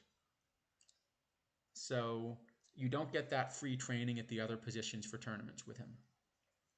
So that's the problem, is neither of these really can help you build at other positions. So I think only one of them can fit on the roster. You know, you'd have to be pretty optimistic to kind of run two guys that only play short, because neither has a bat that's close to being able to DH in low diamond.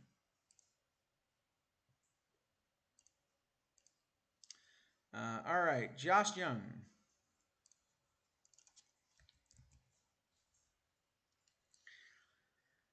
All right, so another one position player here, third base only. Better versus lefties. So we got 74 I, 91 power, 80 on the BABIP. And I think this bat is behind the top bats that we were looking at third before. Um, it's also behind a bat like, Tristan Casas. It's well behind some of the righties like Bautista or Mike Schmidt that we saw from Gold. And then as we're about to see, this Brett Baty, is probably going to become the best third base option anyway. So this is sort of a top 10 option at third, but again, he only plays third. And I think that's enough that you're not going to platoon him. And he's just a fair bit behind these Gold options that are going to be cheaper. So this is probably still like a D tier card, even though he's in the fringes of being playable. If you happen to have one, you're not going to be embarrassed to play him, but I don't think it makes sense to go out and get him unless he has mission value. So, all right, moving on. Hunter Brown. So I can at least see from the buy orders in the last 10 that this is a card a bunch of managers have gotten interested in. So we'll take a good look at him.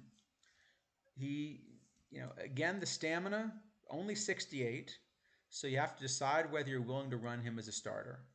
But if you are, this is now, kind of significantly better than a card like the new Hauser we were looking at before, simply because you've got this extra 20 points of control. And so this is now enough shape that this should be a very playable card. If you're willing to run this card as a starter, then I've now got this as the third best low diamond starter. Because the home run prevention is particularly important now in low diamond. So I think the key question is, can you run Hunter Brown as a starter? If you don't, then he has these 3 good pitches, and you will even get a little bit of a stuff boost out of the pen. So I think if you don't run him as a starter, you still definitely want this card in your build somewhere. The pitchers are a little bit fungible, so I don't think he's completely essential. This isn't going to be an S tier card. But I think we're going to give him a solid A, and this is one of the cards that you'd like to find, I think, if you can find one. I don't know that I would rush out and pay sort of 50K or something for this card over the other options. So for example, Cannonball here, very splitty, so you have to figure out how to handle that. But even on his bad side, this card's not going to be that much worse. This is going to be in sort of the same ballpark probably, and you can literally get him 4 times cheaper. So I don't think I'd rush out and pay 50K, but I think Hunter Brown's absolutely an A tier card, and when the price comes down a little bit, I will be looking to get one in my builds. So, all right, Termarr Johnson. What do we got here? Listed at second, 70 range, does play second and short, but neither particularly well. Better against righties than lefties, although not super splitty. Decent base runner, but not great by the standards of a middle infielder. I think I just don't understand the overall rating on this card, because I think if we compare this with some of the ones that we saw before, it's just hard to see why this isn't more like a low Gold for this Future Legends set. So for example, take this bat and compare it against Miguel Vargas. And I think you're just getting, more bat from Vargas with a glove that's only very slightly worse. But Vargas is a low Gold, and Termarr Johnson is 92. So you have to pay 8 more points, and you have to go up to low diamond. I think as a low gold, this would be a much more interesting card. But as a low diamond, yeah, I've got him like eighth among second basemen. But, the bat's even significantly behind the Nick York that we looked at before. The combination is going to be behind Vargas. And of course, you're still competing with Sammy Strang, who's a switch hitter. So I think again, it's not a horrible card. We'll give it maybe like a C tier, but I don't think you're going to rush out and get this card. So how about Brett Batty? So sorry, not the live one. So this is actually funny because all of the other cards, the live card and the future legends, are similar, which makes sense because they're working off the same kinds of projections. But actually, we'll have to ask Sporer how this happened. Maybe someone can ask him in the Discord, just because I'm curious. I'm curious with what's happening here, because this projection gives you minimal splits. Sort of a power and maybe BABIP heavy card with minimal splits. Here, what we have is a much splittier card, and at least versus right, it's not just power and BABIP heavy, but you're also seeing ion gap power. So these cards actually have very different shape, unlike everything else that's based on the same set of projections. And I kind of wonder how that happened. Otherwise, so we've got a card that's better versus righties, 104 power out of your third baseman, and this is at least a playable glove. You can play him in left as well. You can play him at first base as well. I think third's going to be his best position. And at third, this is a bat that's as good as Tommy or Joyce or something like that, except that you have a real, third baseman defensively. Not a top third baseman. So, defensively, you'd still rather run a card like Schmidt if you were making that choice. But the bat's enough better than Schmidt that overall, I do have this as now the number one third baseman in the meta. Just with the total package. In left, I have him more like fifth, just because the bats in left field are better. For example, you're comparing this to like Brian Giles or something like that as a bat. Also, if you're going to think about him as a platoon option in left, you got to compare him with the Yelich that we got for being PT plus. So I think third base is probably the right position, but at third base, I think this really should be like an A tier card. And this is one, again, I don't know if I would pay 66,000 for him right now, because the gap between this card and, running Schmidt probably isn't much. I've got the gap only as about a tenth of a win, even though they're much different shapes. And if you're going to run something splitty, I don't think I'd pay 66K for the upgrade over a card like Bill Joyce. But when the price comes down, I definitely want this card in all my builds, I think. And that little bit of positional flexibility probably means that as a platoon option, he might be able to stick around for a bit too, even as power creep comes. So this one's definitely a solid card. All right, Brandon Pfaadt, I guess. Yeah. So this is not a card that initially I would have guessed would be a future legend card. This is really a control heavy card with stuff. You still, and again, even better out of the pen. You got a 93 slider, 87 fastball, but with 77 stamina, this card should be able to stick as a starter.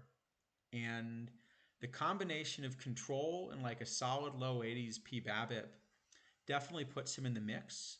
But compared with the other cards of that shape, this has by far more stuff than the other cards of a comparable shape. And as a result, overall, I have this as the top starting option in low diamond. It's close. This is in a tier of, probably 5 cards that are within a tenth of a run of essentially expected ERA, but you know, fought, is that how you're saying it? Because so where does that double A come from? Because I guess in Danish that would be pronounced like O or something.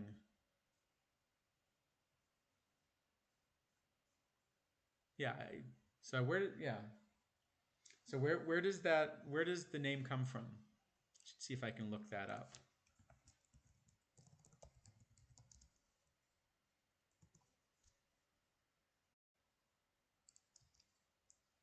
I don't easily see what the etymology is. All right, I'll look that up later.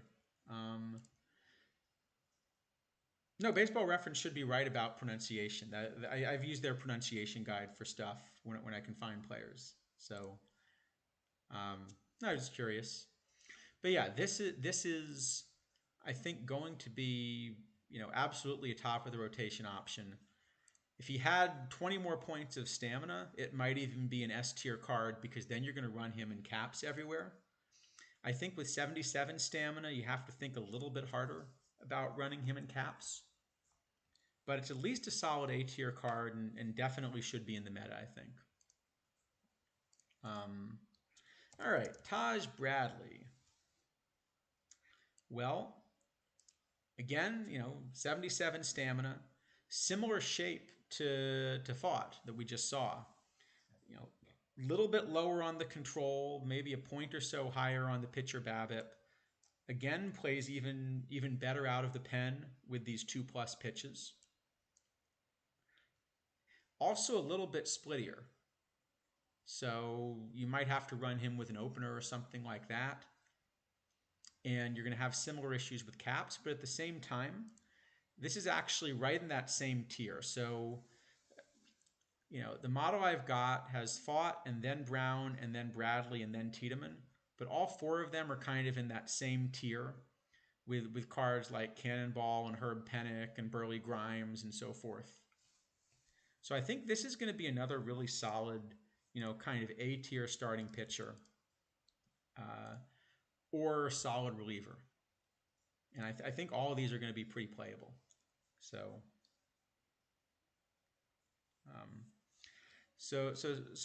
the model that's kind of where Warbot comes from. The idea is we've got something that's kind of trying to mimic the game engine, and then just run pitchers against batters based on the batters and pitchers that we expect are going to be around in the current meta. So, that's kind of why this changes a little bit as new cards get released, because the cards that you're matching up against change value as well. So, all right. One more low diamond. We might be able to just barely get there before Dishnet. All right, Jackson Merrill. So we got, again, a 3-position middle infielder. Does play all three, and with 83 range, he's going to play them at least acceptably. Significantly better versus right than left, but not really on the eye. And the 62 eye is going to be a significant drawback to what otherwise, could have been a pretty good bat for a middle infielder in this meta. And so overall, because you have this playable defense, I do have Merrill third at shortstop. That's probably going to be his best position. He's around 10th at third base and 5th at second base. So maybe shortstop's going to be the best combination. He's a fair bit behind Lawler and Valentin, but at the same time, both of them are righties that only play shortstop, and this card plays 3 positions. So I think actually what I would like to do ideally would be to have Merrill in my build. Maybe platoon him one way at shortstop, but let him back up the other positions or something like that, because he's at least acceptable if he needs to be against lefties given the defense. And so with that in mind, I think this is another solid, at least B tier, but I think this is a solid A tier card that can be in all of your builds. In fact, just looking back at this low diamond set, it's not a huge set of low diamonds, but the ones that we've got, almost all of them are playable somewhere. And there are probably as many playable low diamonds in, like fewer than 10 cards as there were playable silvers in changing that meta. So I think this is, yeah, exactly, Mr. Black. This is going to be, he can play as a utility infielder as well. Uh, and you could just let him back up all three of them or something. I think I'd like to platoon him one way maybe, and then back up the others. But certainly going to be a really solid card. So, all right. What do we got left? We got some high diamonds. Yeah. All right. We got some high diamonds. 6 cards left, and ideally we'd like to do this in 6 minutes so that we can get over to Dishnet. So, see if we can go speed round. All right. Volpe. Well, certainly from the price tag, I can see managers like him. Let's see what our model says. So, plays second, third, and short. 78 range, so you don't really want him at short. And with that 65 arm, probably we're looking at this primarily as a second baseman. At the same time, this is a great bat for a second baseman. You got 93i both ways. The splits aren't too bad. You got 96 power versus right, 92 versus left. This 85 BABIP is going to start to play, so we're getting into the range there where the card is going to hit a little bit for average, even with pitcher BABIP being suppressed. And I think I was mentioning this a couple weeks ago, that some of the pitcher BABIPs we're seeing, it's hard to go up too much from there. So that as the BABIP starts to catch up to the pitcher BABIP, then we probably are going to, we probably are going to see some people, getting going.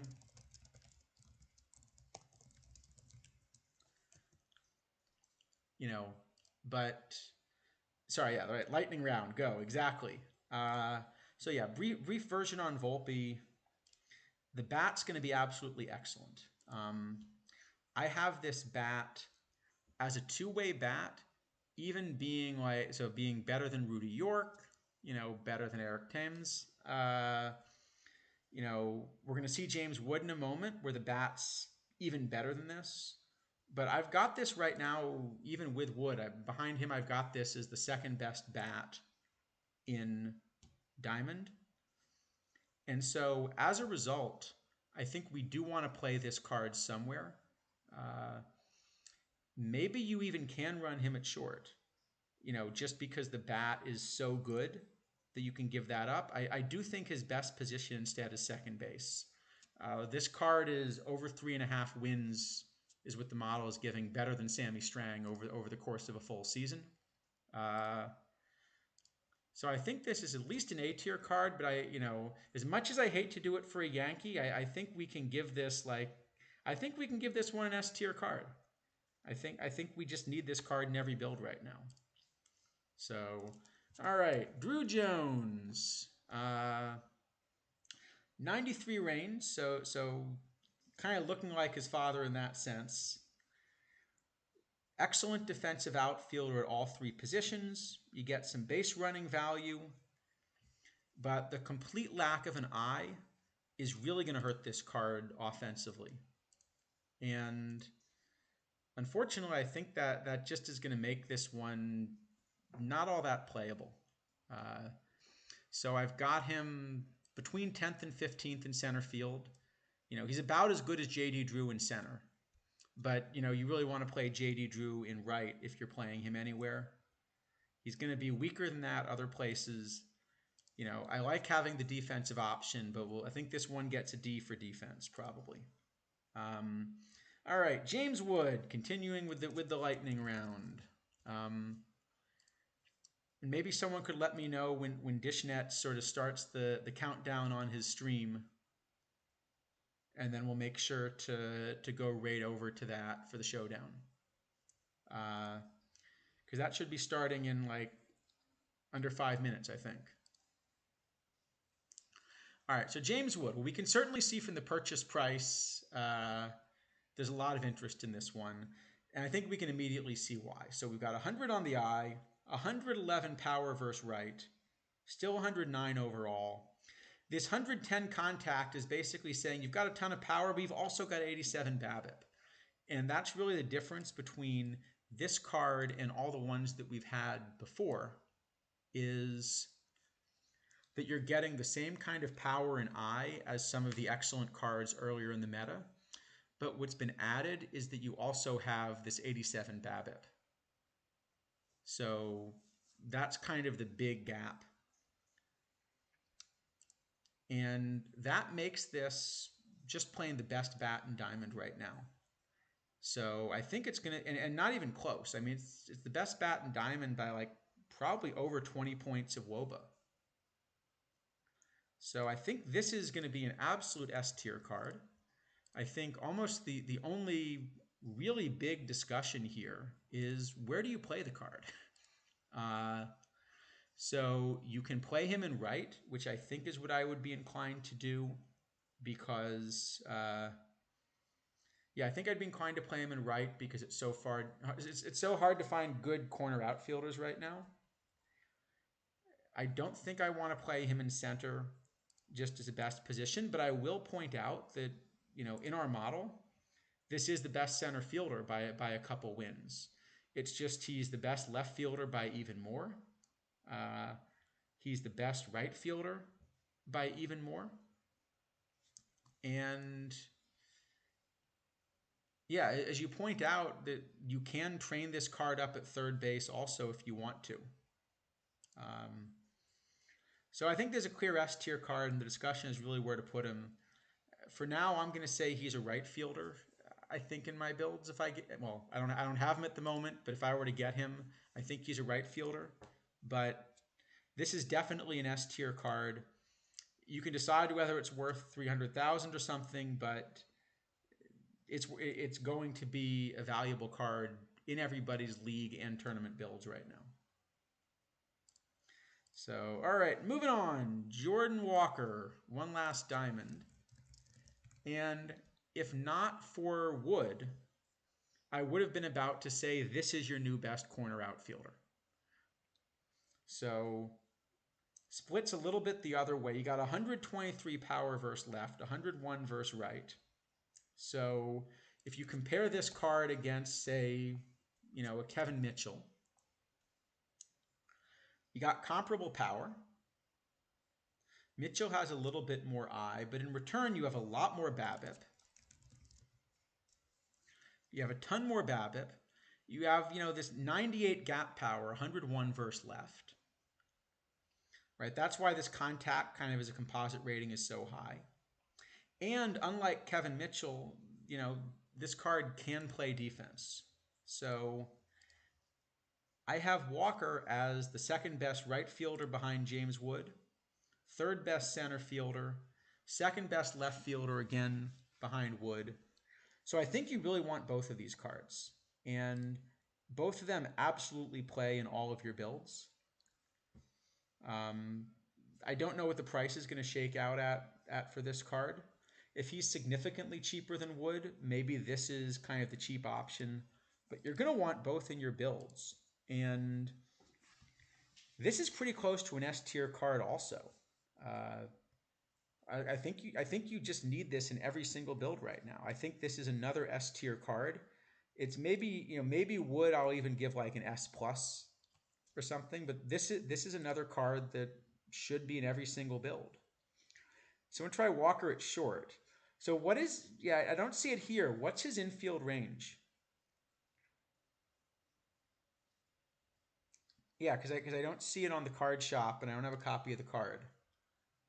What's the infield range on Walker? Is he at all playable at short? Because I mean the bat will certainly play at short if the glove's even close to passable. You know, like if I compare him against the top shortstop bats, he comes out way ahead. I agree. 56. So all right.